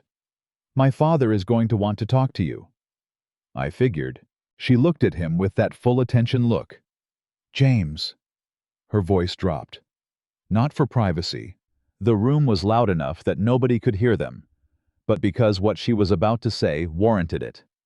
"You knew Hale would be watching when you stood up. You knew he'd come at you harder afterward." "Yes. And you stood up anyway." "Tom Greer needed water," James said simply. She looked at him for a long moment. Something moved across her face that she didn't try to conceal or contain, and it was the most unguarded he had seen her. More unguarded than when she'd woken up confused in his cabin. More unguarded than when she'd spread documents across his table with her sleeves rolled up and her hair coming loose. "Thank you," she said. Again, but not the same thank you as before. Gerald Whitmore came to stand beside his daughter, and he looked at James, and he extended his hand. James shook it. "You should come to dinner," Whitmore said. It came out gruff, the way things come out when a man is feeling more than the words carry. "I'd be glad to," James said. Outside the assembly hall, in the street, Richard Hale was walking toward a wagon with Cole beside him and the two deputies behind him. And the people of Harlow Creek were standing at the edges of the street, watching with the particular expression of people witnessing something they will be describing for the rest of their lives. Silas Drum was nowhere to be seen. Cord Briggs and the other man James had met on the road were already being detained by Cole's people, which James learned later, in the quiet of the evening, from Cole himself. But in that moment, standing in the doorway of the assembly hall, with the sun on his face and the sound of the valley returning to itself around him, James Carter thought about a barn that had burned on a Saturday night, and a piece of paper with 6 words on it, and a man who had burned it to make him stop. And he thought, "I did not stop. That was all. It was enough." The dinner at the Whitmore house happened 4 days after the assembly hall. James wore the cleanest shirt he owned, which was not very clean, and he rode over on Colton in the early evening, with the kind of feeling a man gets when he's walking into territory he doesn't fully know the rules of. He had been to the Whitmore house twice now on business. This was different, and he knew it was different, and he was fairly certain Elizabeth knew it was different, and he suspected Gerald Whitmore had arranged it to be different on purpose, for reasons James hadn't entirely worked out yet. The housekeeper let him in. Whitmore was already at the table, which James took as a signal. This was not going to be the formal receiving room version of the evening. This was the kitchen table version, the real version. Elizabeth came in from the study with ink on her fingers, and her hair half escaped from its pins, saw him, and said, "You're early." "You said 6. She looked at the clock on the shelf. "You're exactly on time, which in this house means early." She disappeared back into the study and came out 30 seconds later with her hands clean and her hair repinned and a composure that James found slightly impressive given the speed of the operation. Whitmore poured whiskey without asking and set a glass in front of James and sat back down. "Marshal Cole rode to Helena this morning," Whitmore said. "He took Hale's business records with him, all of them." He drank. "Drum has already made a statement, trying to negotiate his position." "What kind of statement?" James asked. "The kind where a man who was complicit decides he'd rather be a witness."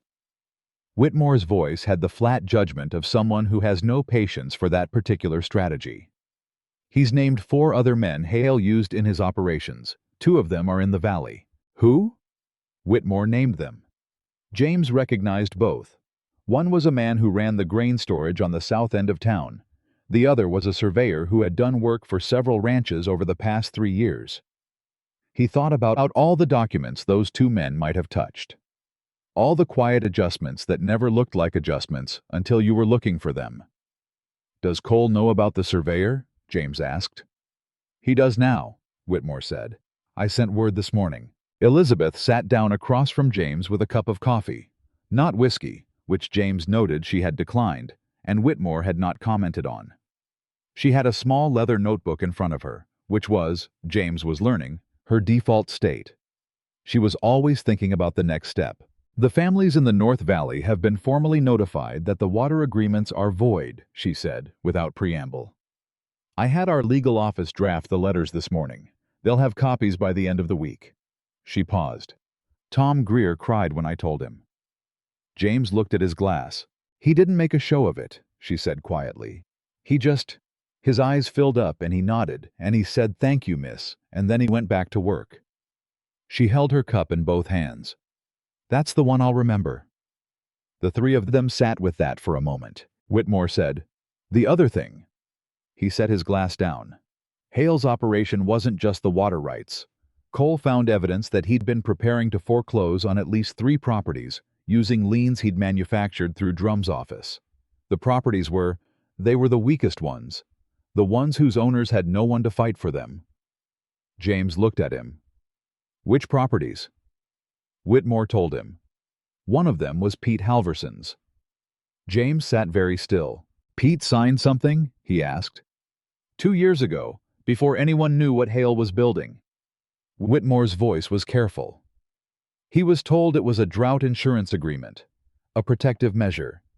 What he actually signed was a lien instrument that Hale could have called in at any time with 30 days' notice. James thought about Pete showing up with pine boards after the fire. Pete sitting at his table telling him about drum. Pete saying, "I've known you for 11 years, and you've never run a game in your life." Pete, who had been sitting on a ticking instrument for 2 years without knowing it. Is the lien void too? James asked. Cole believes so, given that Drum fabricated the underlying debt instrument, but it needs to go through the territorial court to be discharged formally. Elizabeth's voice was measured. I'm covering the legal costs, for all 3 properties. James looked at her. Don't, she said, before he could speak. Don't what? Don't tell me I don't have to. I know I don't have to. She held his gaze. These people were targeted using our boundary records. Our land was the tool of the fraud. We have an obligation. Gerald Whitmore said nothing, but his expression said that he agreed, and that he had perhaps recently come to agree more broadly than he'd expected to. All right, James said. The food came out. Simple, good food, the kind of meal that doesn't perform its own importance. And they ate, and the conversation moved the way it moves when people have been through something together and are beginning to find out who they are to each other on the other side of it. Whitmore asked James about his wife. Not invasively. The way a man asks about something he knows is important to know if he's going to understand who he's talking to. James told him. He told it the way he'd gotten used to telling it. Factual, clean, with the real grief underneath, rather than displayed on the surface. Whitmore listened the way a man listens who has had his own losses and recognizes the shape of one. Elizabeth listened too. She didn't say anything, but she was listening. Toward the end of the meal, Whitmore said, Your ranch. James waited. The barn that burned, the water situation, the fence line that's been a problem since spring. Whitmore had apparently made inquiries, which did not surprise James. I'd like to help. I'm not looking for... I know you're not looking for it, Whitmore said, with a directness that cut gently. I'm not offering it as payment. I'm offering it as a neighbor who has more than he needs, and who watched a man put himself in considerable danger to protect people who couldn't protect themselves. He paused. That's a different thing. James looked at him for a long moment. I'll think about it, he said. It was not a refusal, which both of them recognized.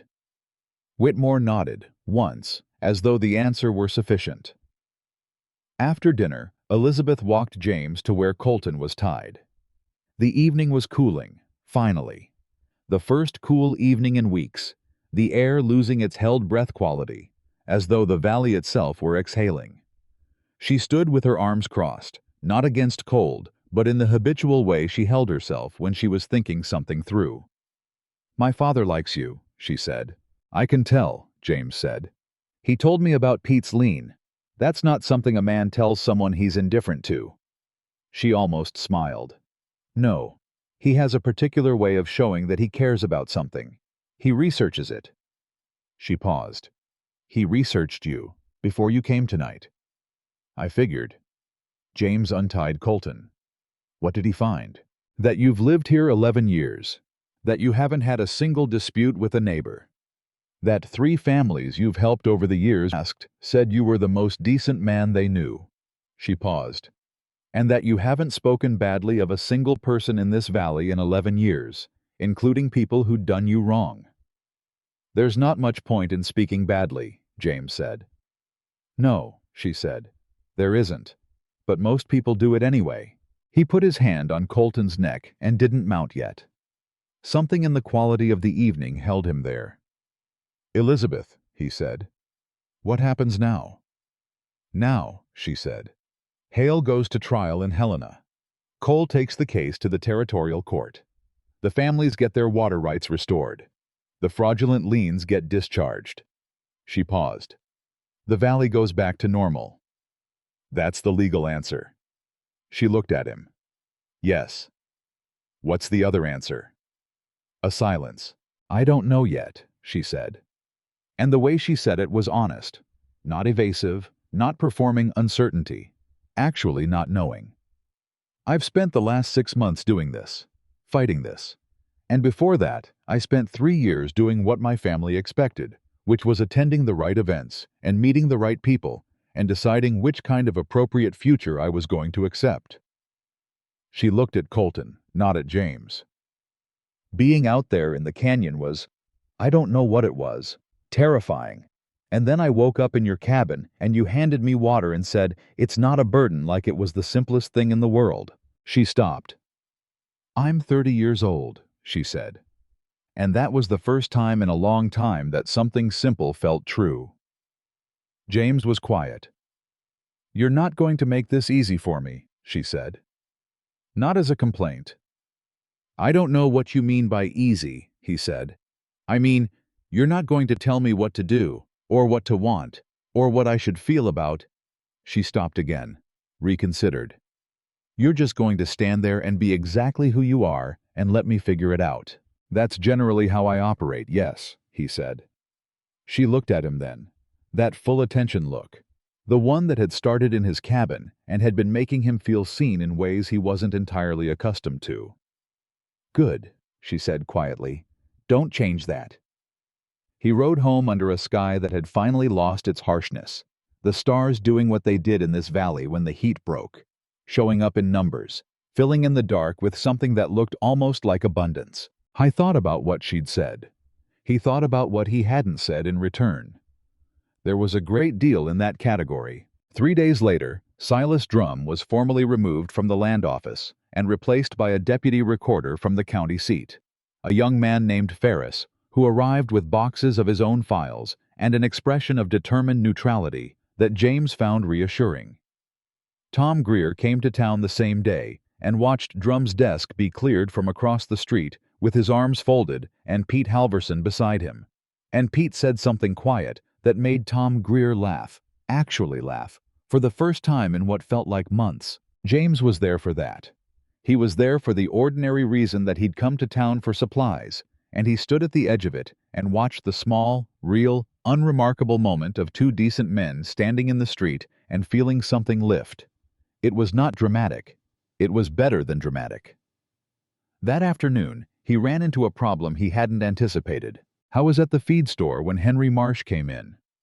Henry Marsh ran the cattle operation adjacent to the Greers and had been at the assembly hall on Thursday, had read the documents, had watched Hale walk out with Cole.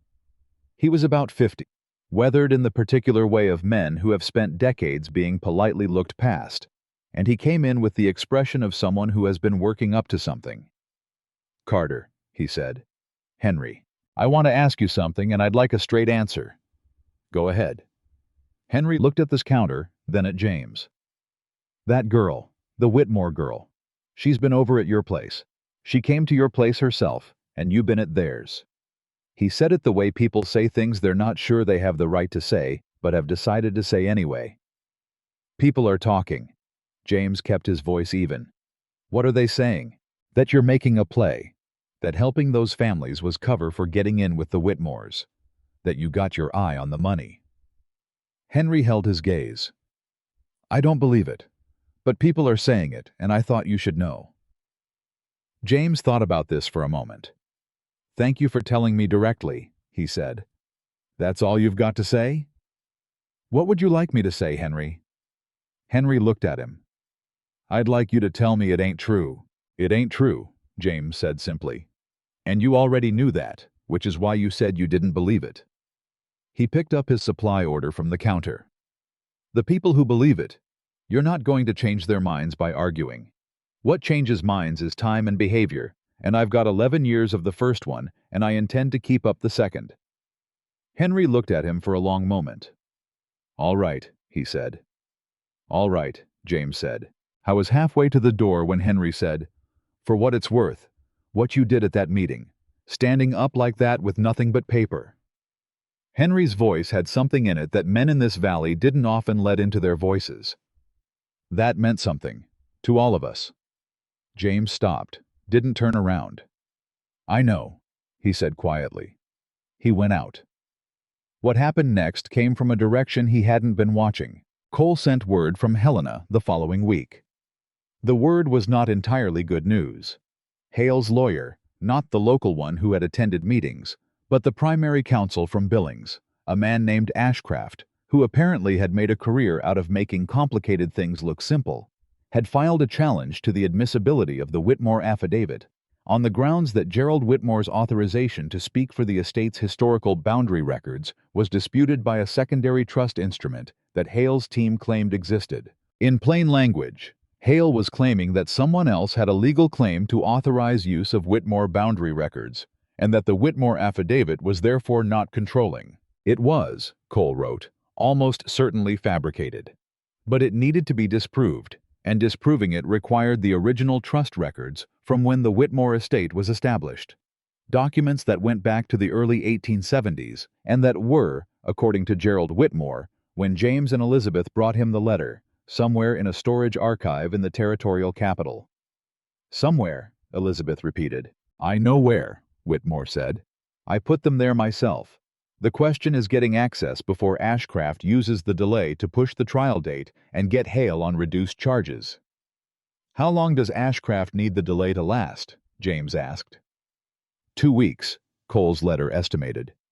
If we can produce the trust originals within 2 weeks, the challenge collapses. If we can't, Hale's lawyer uses the ambiguity to negotiate a settlement that keeps Hale out of serious consequence. Elizabeth looked at her father. Her father looked at James. James said, I'll ride to hell. James, Elizabeth started. I know where the territorial archive is, he said. Cole's there. He can facilitate access. Your father can send a letter of authority with me. He looked at Whitmore. I'll get there in 3 days hard riding. 2 days to find the documents with Cole's help. 3 days back. That's 8 days. That's inside the window, Whitmore said. Barely, Elizabeth said. She was looking at James with an expression that was not quite argument and not quite acceptance. You'd be going into territory where Hale still has contacts. Hale's in custody. His lawyer isn't, and Ashcraft has resources. She held his gaze. If Ashcraft knows someone is riding to Helena to produce the trust documents, he will try to stop them. Not violently. He's too careful for that. But there are ways to delay a man on the road. To lose a letter of authority.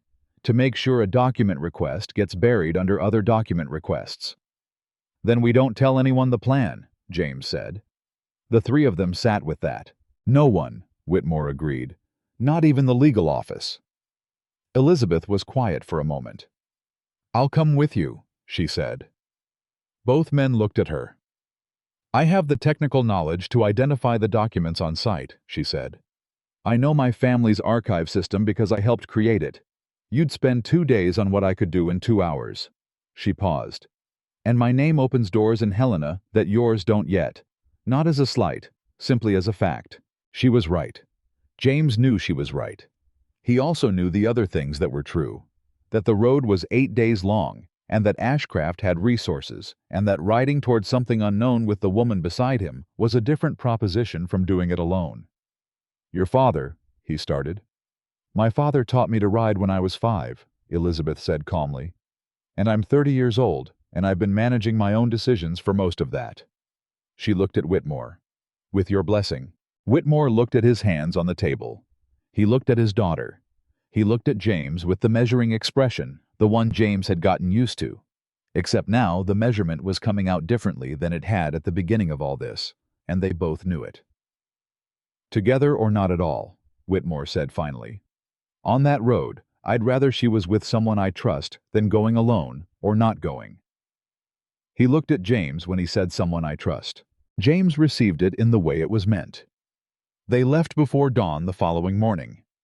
Elizabeth rode the good horse without the showy carriage, in practical clothing, with the satchel and a separate bag of documents, and the letter of authority from her father sealed, and on her person. James rode Colton with a rifle he rarely carried, and the small stack of Cole's correspondence that would give them direct access to the marshal's office in Helena. They rode for 5 hours before either of them said much beyond the practical. pace, water stops, road conditions. It was Elizabeth who broke it. "Tell me something," she said. "About what?" "Anything. Whatever you think about when you're riding alone." He thought about it. "Water levels," he said. "Whether the north intake is going to hold through August, now that the agreements are cleared. Whether Pete's going to need help with the late harvest." He paused. "Sometimes nothing. Just the land." "You love it," she said. "Not a question." "This valley?" "Yes." "Even with everything it took from you?" "Your wife. The years alone." He was quiet for a moment. "The valley didn't take those things. Just life did.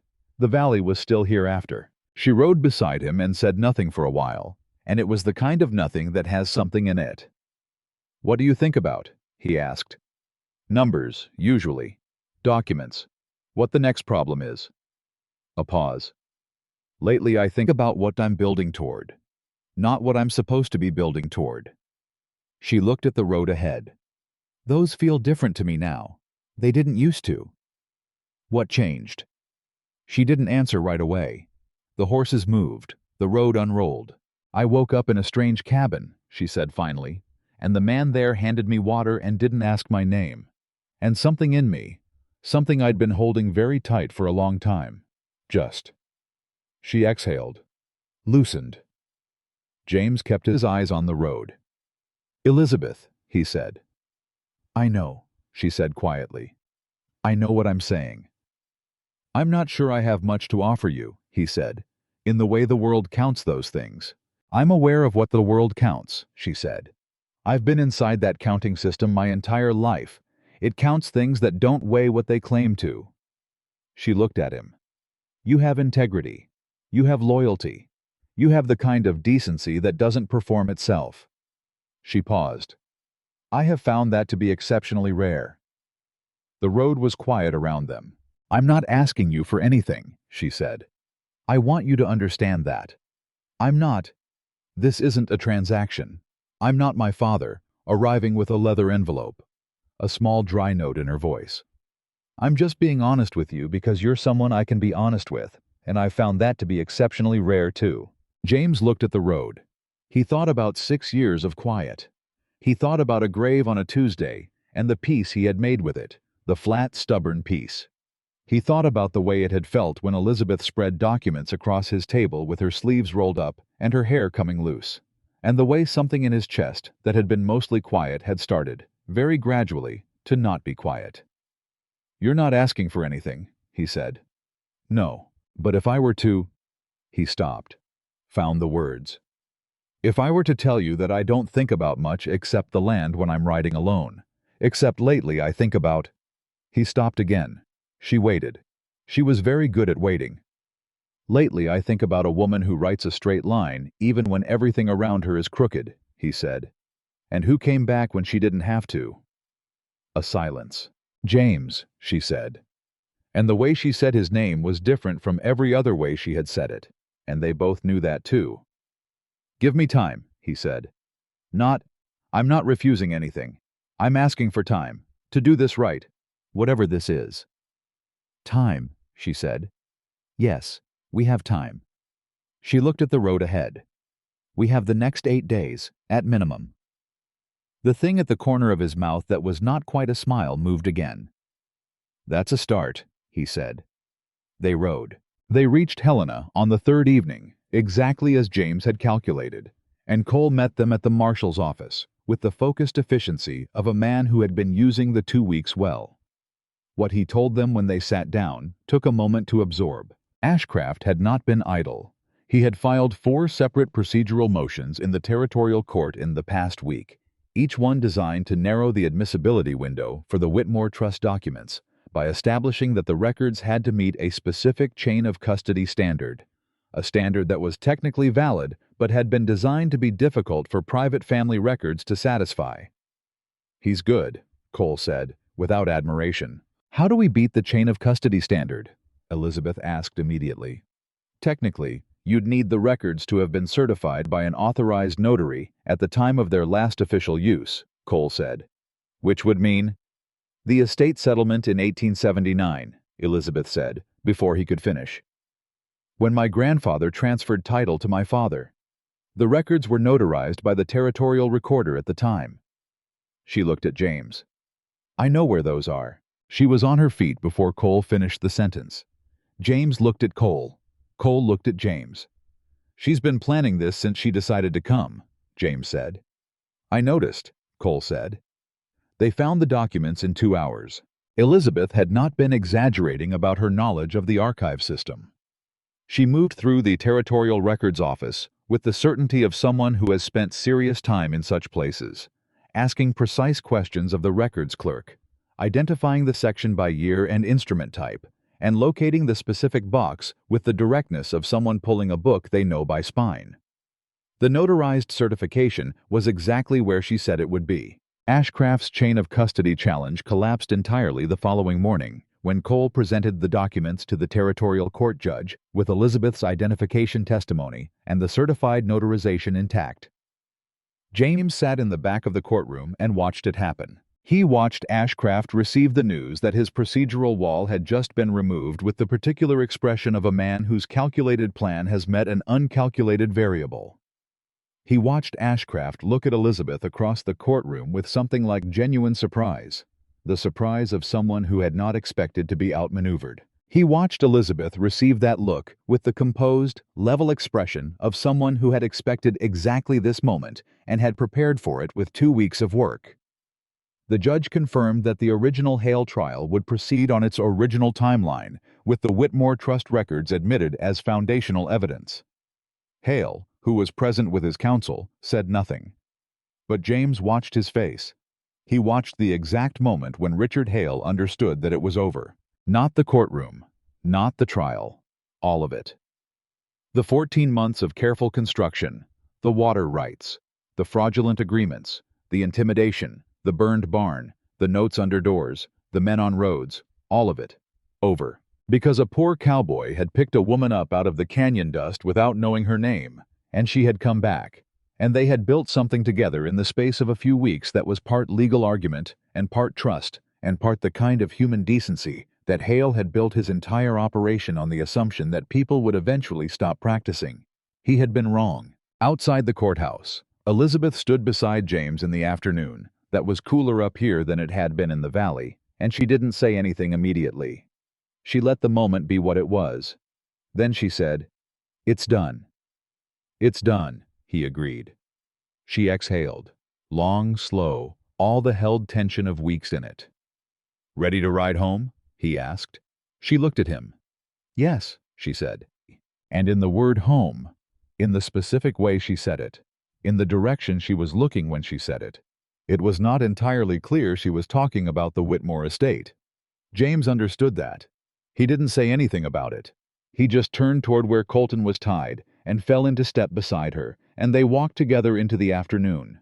The poor cowboy and the woman who owned the territory, neither of them interested anymore in what those categories were supposed to mean. Behind them, in the courtroom, the machinery of justice was beginning to do the long, necessary work of unwinding everything Richard Hale had built.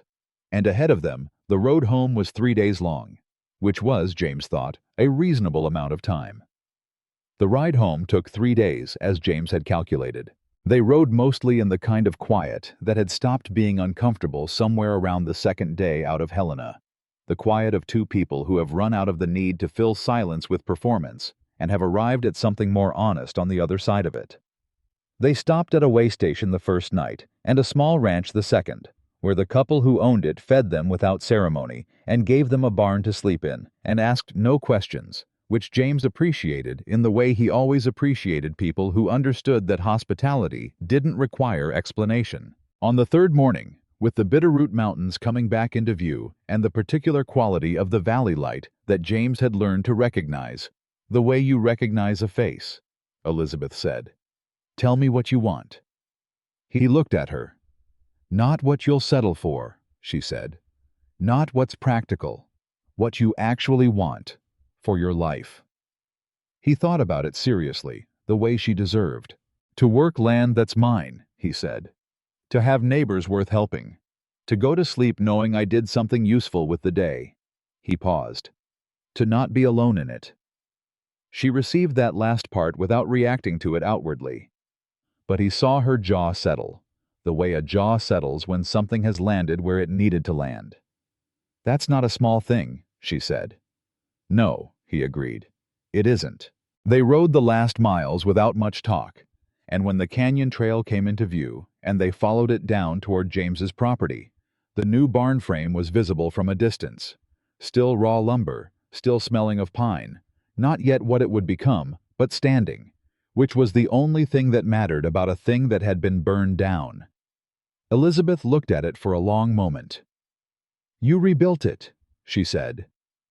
"Pete brought lumber," James said.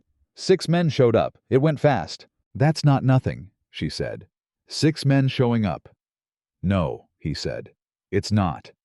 He watered the horses, and she stood in the yard and looked at the cabin and the barn and the fence line going east and the river glinting in the far distance. And he watched her take it in with the same attention she brought to everything. Full, unhurried, real. "I need to get home," she said finally. "I know. My father will want to hear everything." "I know." She turned to look at him, and there was a directness in her expression that had been building for 3 days and had finally decided it was time. "James," she said, "I meant what I said on the road." "I know you did." "And you meant what you said." "I did." She held his gaze. "So we understand each other." "We understand each other," he said. She mounted up, settled the satchel, gathered the reins.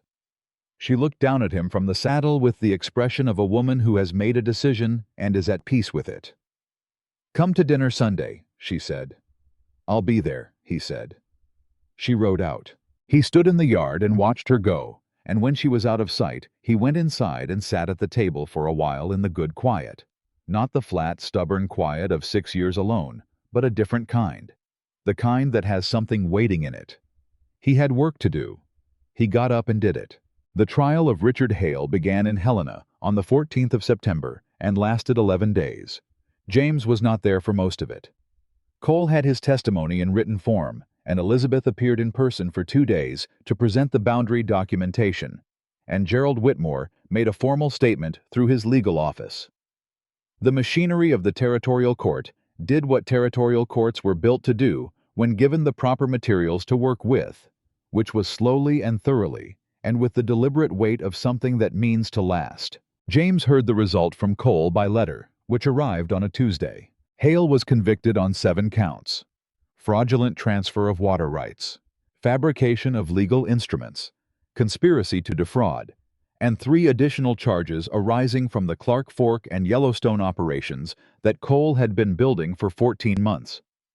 Ashcraft had managed to get 2 of the lesser charges reduced, which Cole noted with professional brevity and no particular surprise. The primary conviction stood. Cord Briggs entered a guilty plea and was sentenced separately.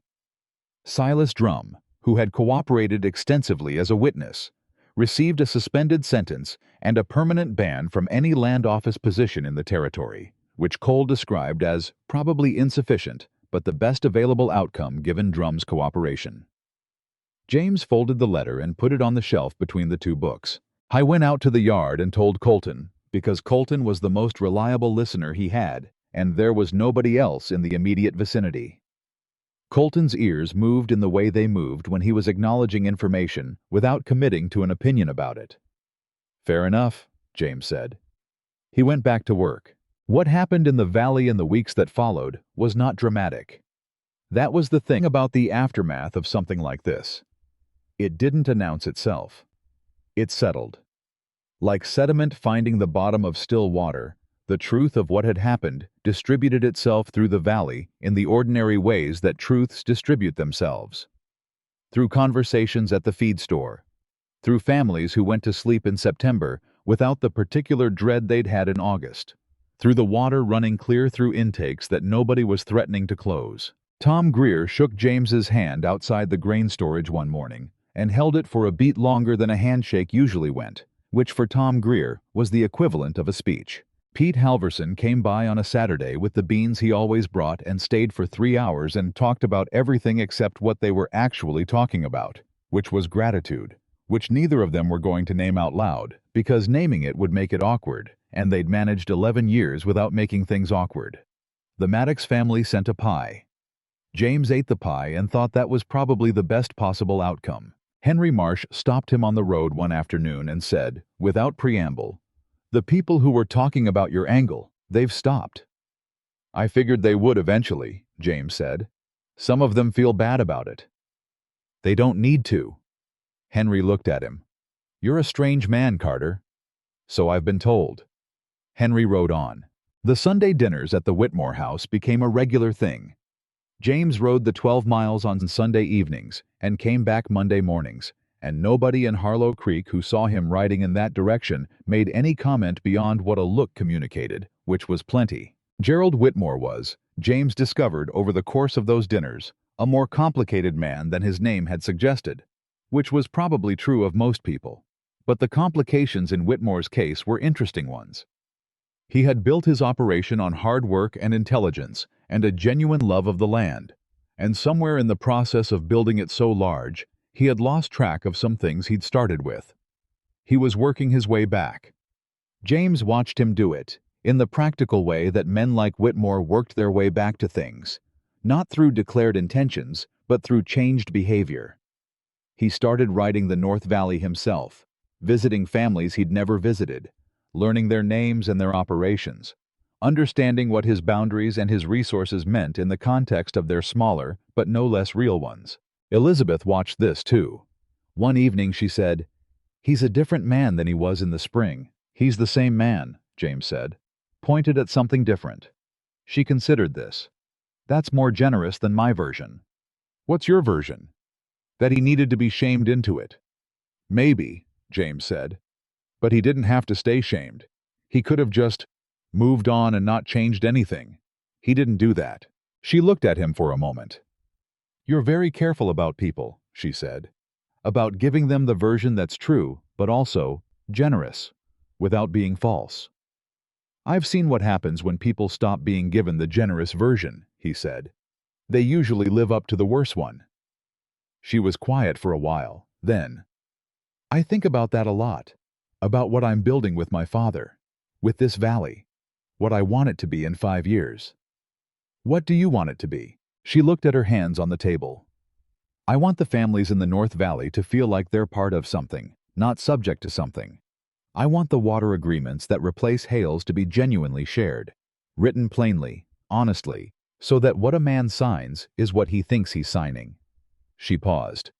"I want to use what we have to build something that lasts past my father and past me." She looked up. "I've been working on a proposal for a Valley Water Cooperative, where all the operations, Whitmore included, have equal vote on access during dry seasons." James looked at her. "Equal vote," he said. "Equal vote. Tom Greer's 40 cattle count the same as our 800. She held his gaze. "My father agreed to it, which surprised me more than the idea itself." "It doesn't surprise me," James said. "About your father." She smiled. It was the full smile, not the almost smile, not the controlled, composed version, but the real one, the one that changed her whole face. "I know," she said. "That's because you always give him the generous version." It was in November, on a Sunday evening when the first real cold had come in, and the fire was doing the serious work of keeping the room warm, rather than the ceremonial work of being pleasant, that Gerald Whitmore did a thing James had not expected. He left the room, not to get something, not to speak to the housekeeper. He simply stood up from the table, said, "I have correspondence to finish," and walked out, and the door of the study closed behind him, and James and Elizabeth were left at the table alone with the fire and the remains of dinner and the kind of silence that knows what it is. Elizabeth looked at the closed study door. "He's never done that before," she said. "No," James agreed. She looked at James. He looked at her. "He's giving us the room," she said. "I noticed. That means something, from him. I know what it means." She folded her hands on the table. Her composure was present, as it always was, but it was the thinner kind, the kind that has feeling very close behind it. "James," she said, "it's been 3 months." "It has." You said you needed time. I did. Have you had enough? He looked at her across the table. At this woman who had built a legal case that dismantled a 14-month fraud operation, who had ridden 8 days through uncertain territory without complaint, who had spread documents across his worn kitchen table with her sleeves rolled up and her hair coming loose and treated him like someone whose knowledge mattered, who had written below an address, "You are a good man, James Carter. The Valley doesn't know it yet, but it will. I've known since the road," he said. "I just wanted to do it here, not on the road, not in a courthouse, here." She was very still. "I don't have much," he said. "That's not going to change overnight. I have land and cattle and a barn that's still new enough to smell like pine. I have a horse and a couple of books and a table that fits 2 chairs now." He paused. "I have 11 years of knowing this valley and meaning to be in it for the rest of my life." He held her gaze. "And I have, whatever this is, between us, which I'd like to find out the full shape of, if you're willing." She looked at him for a long moment. Her eyes were bright. She wasn't hiding it. "You have more than you think," she said quietly. "Maybe," he said. "You'd know better than I would. You've been keeping count." She laughed. It came out soft and genuine and surprised, the way laughs come out when they arrive before the person is ready for them. "I have been keeping count," she admitted. "And?" "And you've been undervaluing yourself since we met," she said. "Which I intend to keep telling you until you adjust your estimate." "That could take a while," he said. "Good," she said. "I have time." He reached across the table and put his hand over hers, and she turned her hand over and held on, and the fire did its work, and the closed study door stayed closed, and outside the valley was doing the quiet November thing it did when the hard season had settled in and everything was waiting for what came next. They stayed that way for a while. Neither of them needed to say much else.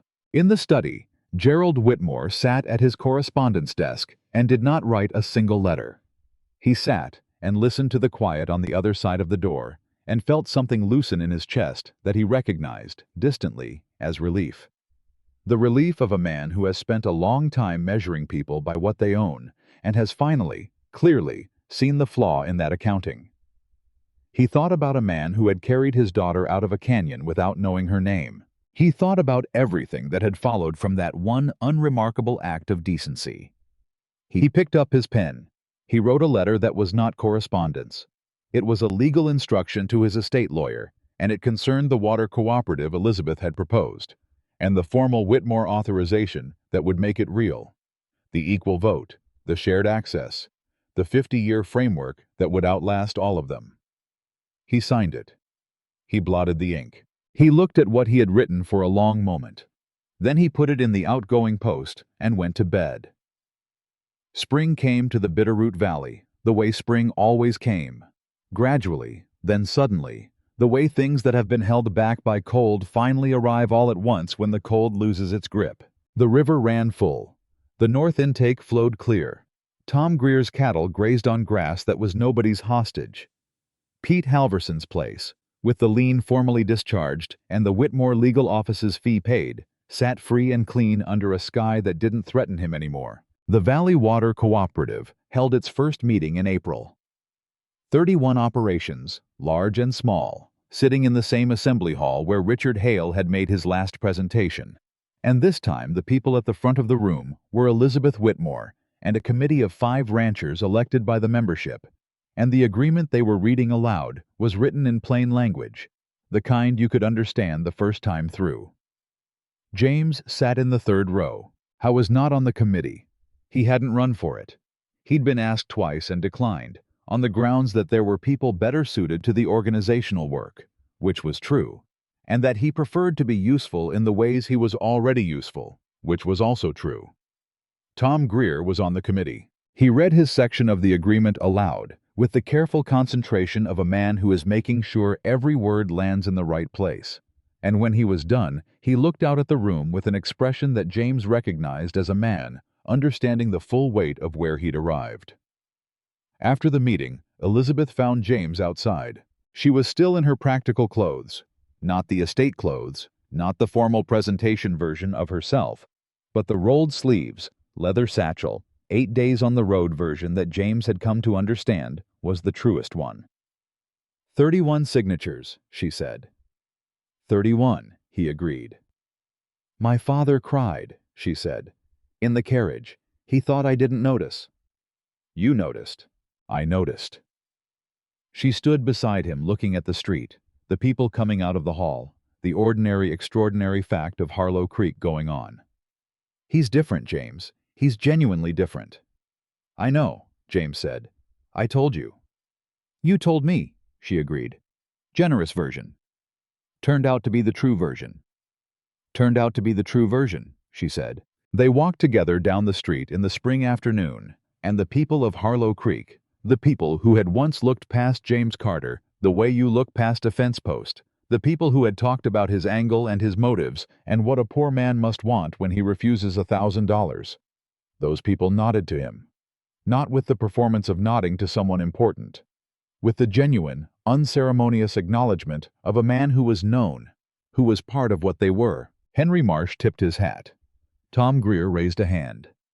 Pete Halverson, who was standing outside the feed store with a sack of beans he'd apparently just purchased, looked at James and Elizabeth walking side by side and made a face that was not quite a smile, but contained everything a smile contains, and said nothing, which was exactly the right response. In June, on a Saturday morning when the ranch was doing what ranches do in early summer, full and purposeful and smelling of grass and work, James asked Elizabeth to marry him. He did not plan a speech. He did not plan a setting. He was fixing the water trough, and she was sitting on the fence rail, reading a document that was almost certainly work-related, and he straightened up and looked at her and said, "Marry me." She looked up from the document. She looked at him. That full attention look, the one that had started in his cabin and had never stopped. "Yes," she said. Simple as that. He went back to fixing the trough. She went back to the document. But she was smiling, and he could see it from where he was standing, and he found that he was too. They married in September, a year and 6 weeks after James had carried a stranger out of the canyon without knowing her name. The ceremony was small. Elizabeth had been clear about that, and James had been grateful for it. The people present were the people who had mattered. Pete Halverson, Tom Greer, and his wife, the Maddox family, Henry Marsh, Deputy Marshal Cole, who had ridden down from Helena specifically, and stood in the back with the expression of a man satisfied with outcomes. Gerald Whitmore, who stood beside his daughter and gave her hand to James Carter with the handshake of a man who had stopped measuring and started seeing. Pete Halverson cried.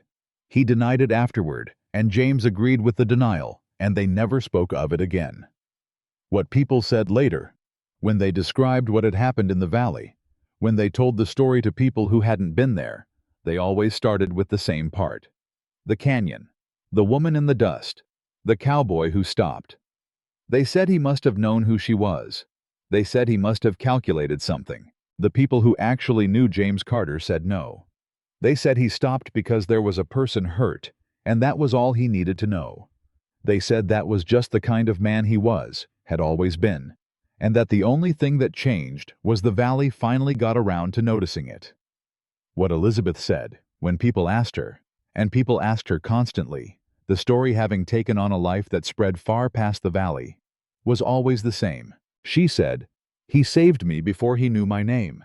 That's all you need to know about who he is. And James, who was usually standing somewhere near when she said it, never added anything to that, because she had it exactly right. And the truth is this. In the Bitterroot Valley, in the years that followed, the water ran fair, and the families held their land, and the cooperative grew to include 47 operations by the end of the decade. The valley that had once looked past James Carter came to understand, slowly and without ceremony, that the man who owned 40 cattle and a leaking barn and a couple of books had held something all along that the valley needed and hadn't known it was missing. Not wealth, not power, not the kind of standing that gets a man mentioned in a newspaper. Just the simple, extraordinary willingness to stop when someone needed stopping for, and to help without counting the cost, and to build something honest in the space that opened up afterward. That was all. But in the end, in this valley, in this life, in this story, That was everything. The road back from Helena was 3 days long, and by the time the Bitterroot Mountains came into view on the third afternoon, something between James and Elizabeth had finished settling into its final shape. Quiet, certain, unhurried, the way a foundation sets when it's been laid right. They didn't talk much on that last stretch. They didn't need to. The kind of honesty they'd put into words on the road out had done its work. And what was left on the road back was the comfortable fact of two people who understood each other riding side by side toward the same horizon. When the canyon trail appeared and James turned Colton down it out of habit, Elizabeth followed without being asked.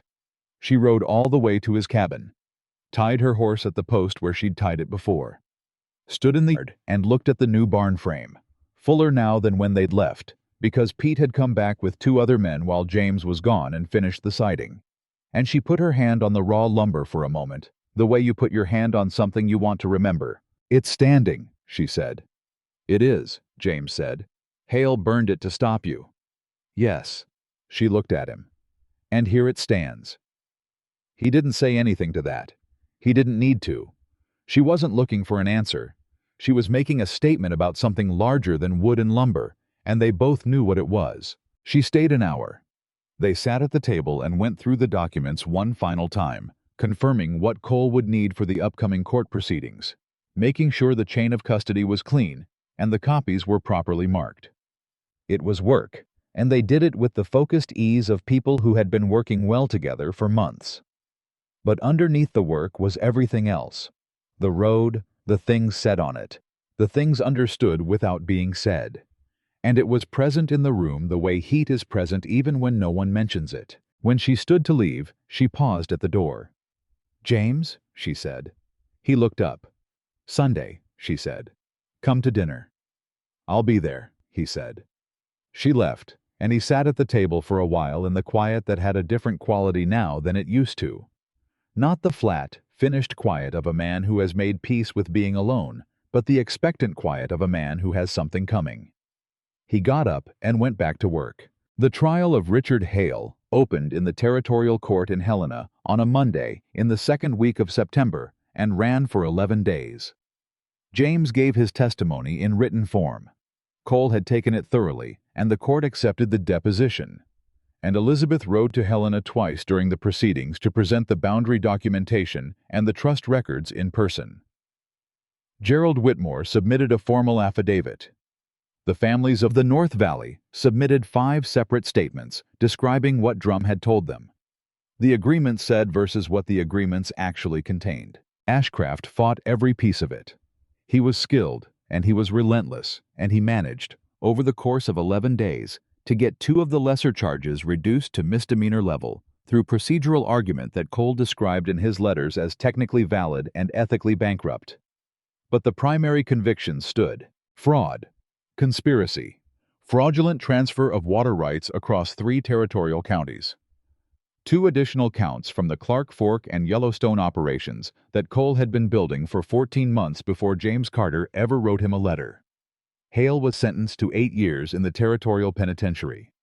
Cord Briggs took a plea and received 4 years. Silas Drum, who had given everything Cole needed about the inner workings of the scheme, the timing, the targets, the fabricated instruments, the names of the men Hale had used in 3 different valleys, received a suspended sentence, a permanent ban from any official land position in the territory, and the knowledge that every person in Harlow Creek knew exactly what he had been and what he had done.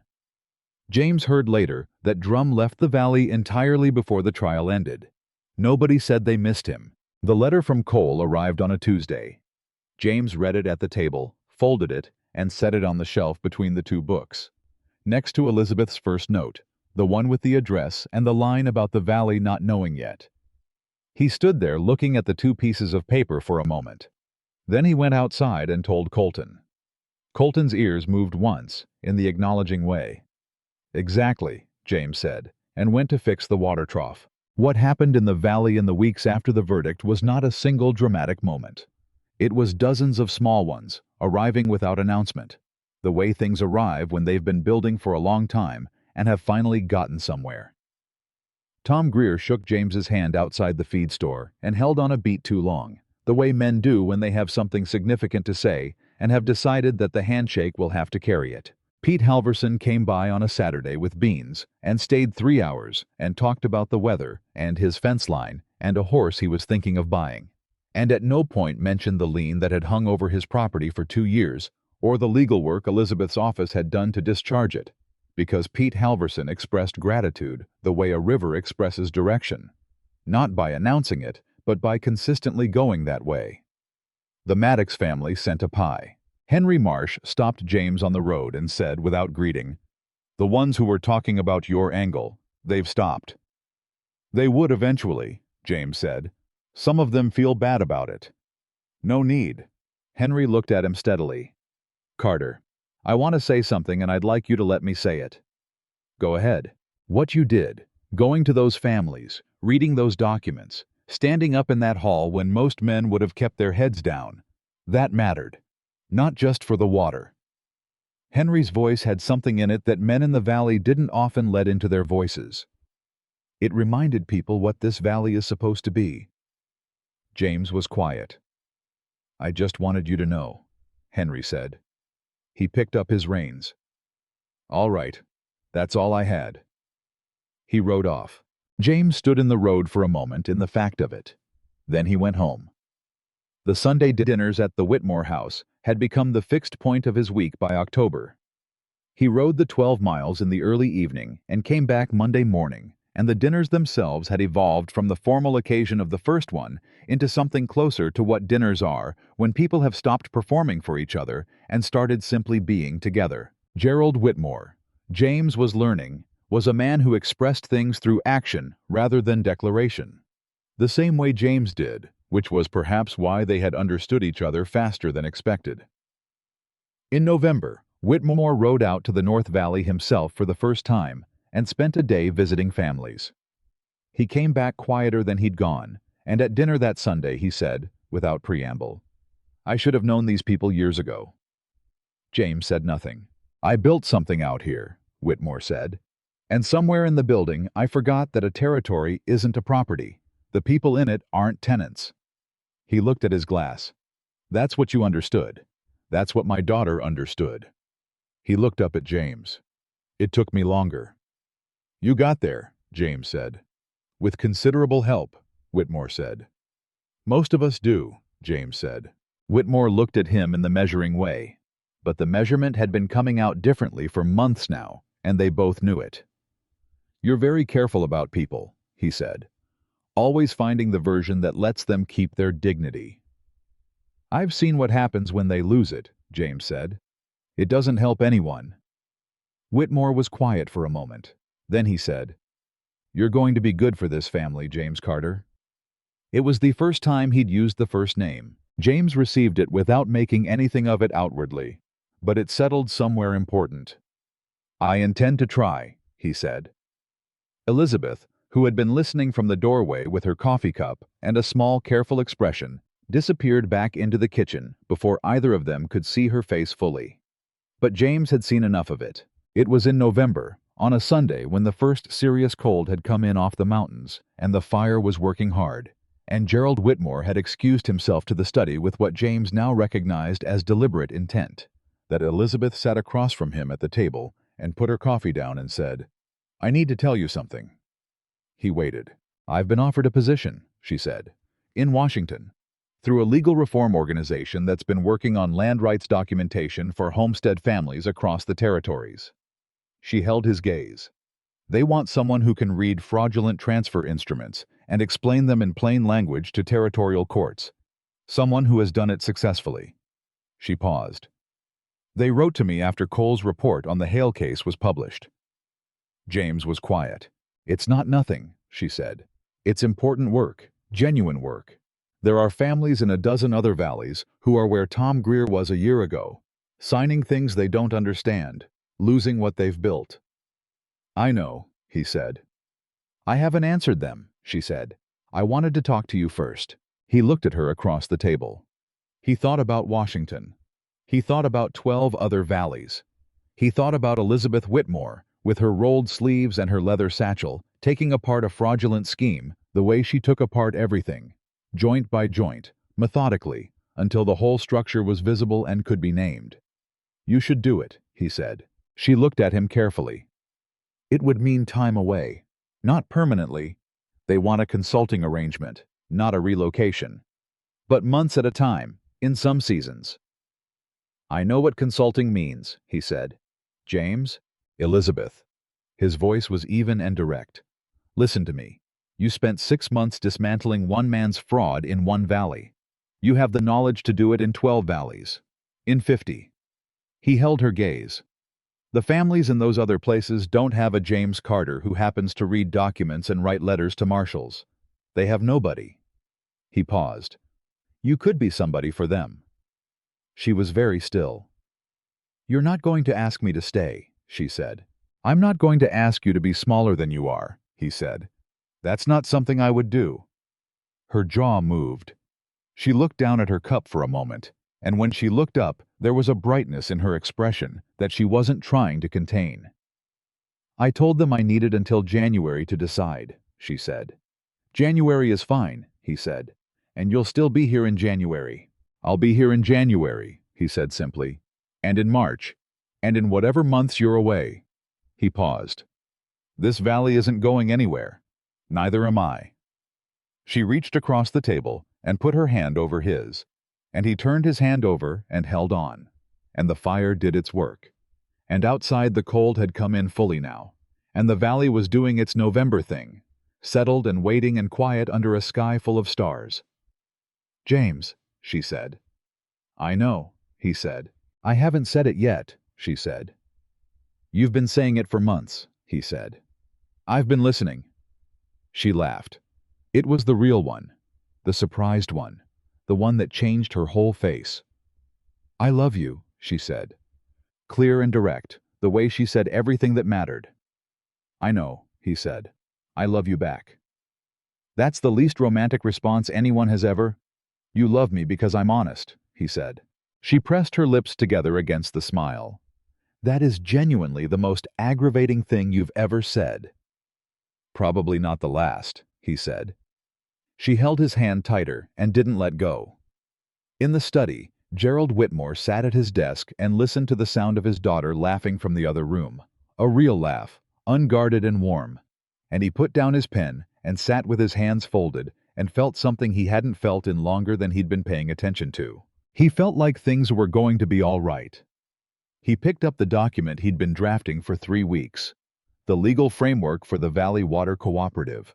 The one Elizabeth had proposed with the equal vote and the 50-year shared access agreement, and the plain language that said exactly what it meant.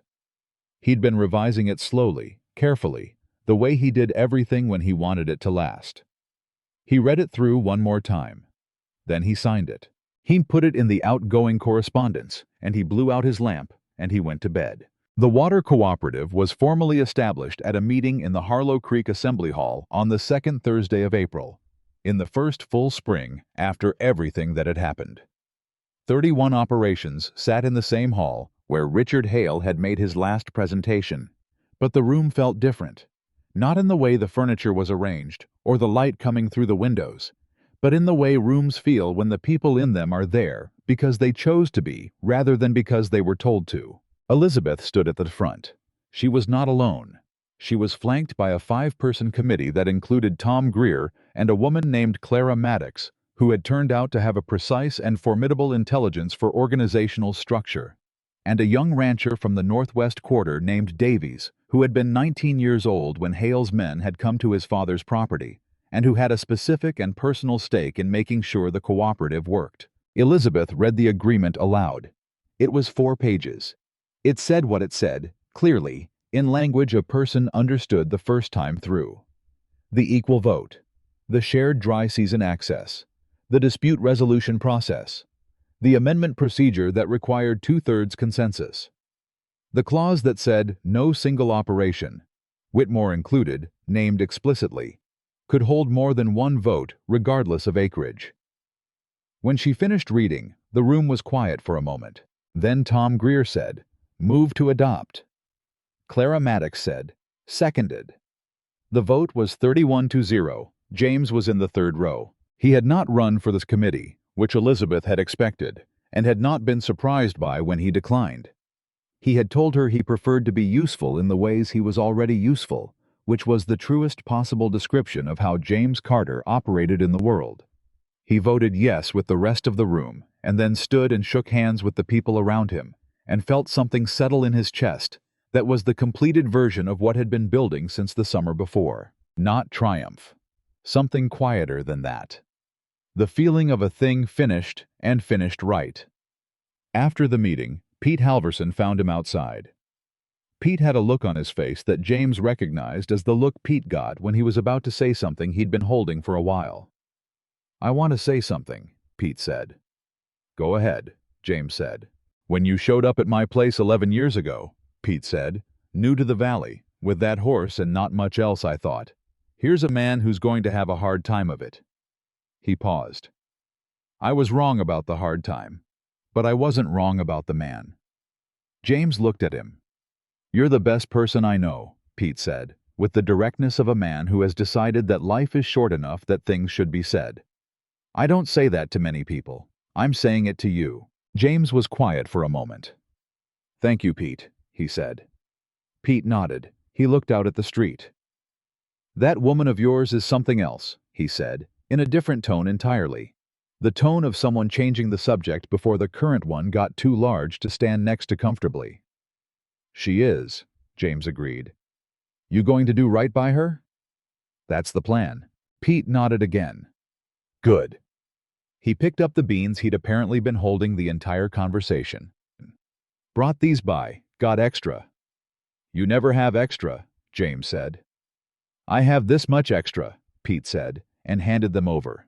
James married Elizabeth Whitmore on a Saturday in June, in the yard of his cabin, because Elizabeth had been clear that she wanted the real thing and not a performance, and because James had never in his life wanted a performance, and because the yard of the cabin was where it had actually happened, where she'd stood and asked him why he helped her, and he'd said because you were hurt and something had begun.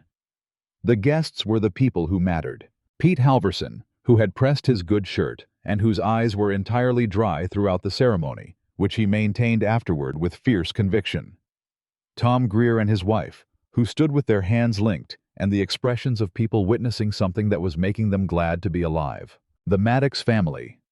Henry Marsh. Deputy Marshal Cole, who had ridden from Helena specifically and stood at the back with his hat in his hands and the expression of a man who finds the outcome satisfying. Gerald Whitmore, who stood beside his daughter and placed her hand in James Carter's, with the particular gravity of a man who has measured this moment and found it to be exactly right. The ceremony was short. The minister from Harlow Creek performed it with the brisk warmth of a man who understood that the words were important and that the people in front of him did not need them stretched. When it was done, Elizabeth looked at James with that full attention look, the one that had started when she woke up in his cabin and had never, in all the months since, been anything less than completely present. "Well," she said. "Well," he said. "That's it," she said. "That's it," he agreed. She smiled, the real one. He smiled back, which was something he did more easily now than he had a year ago, and he suspected that was going to keep being true. What people said later, when they told the story. And it became a story the valley told, the way valleys keep the things that matter to them, was that they'd started with the canyon, with the woman in the dust and the cowboy who stopped. They always started there, because that was where it started, and the people who tried to start it anywhere else always ended up going back. They said he must have known who she was. They said a man that poor doesn't turn down $1,000 without a reason. The people who knew James Carter said, "You didn't understand. You're still counting the wrong things. He stopped because she was hurt, and that was the only thing he needed to know. He refused the money because he didn't save her for money. He wrote the letter about the families because they needed the water, and it was the right thing to do. He stood up in the assembly hall because Tom Greer and Pete Halverson and Clara Maddox and 30 other families deserved someone to stand up. None of it was a calculation. All of it was just who he was. Elizabeth, when people asked her, and people asked her for years, in valley meetings and territorial court proceedings and the offices of legal reform organizations in 3 different cities, always gave the same answer. She said, He pulled me out of the dirt before he knew my name. He handed me water and said it wasn't a burden. He wrote me a letter about 5 families losing their water, and the only thing in it was the facts. She paused every time she said it, in the particular way of someone making sure the next part landed correctly. If you want to understand who James Carter is, that's all you need. And James, who was usually nearby when she said it, never corrected her and never added to it, because she had it right. She had always had it right. In the Bitterroot Valley, in the years that followed, the water ran fair. The cooperative held. The families who had come closest to losing everything kept what they'd built and built more on top of it.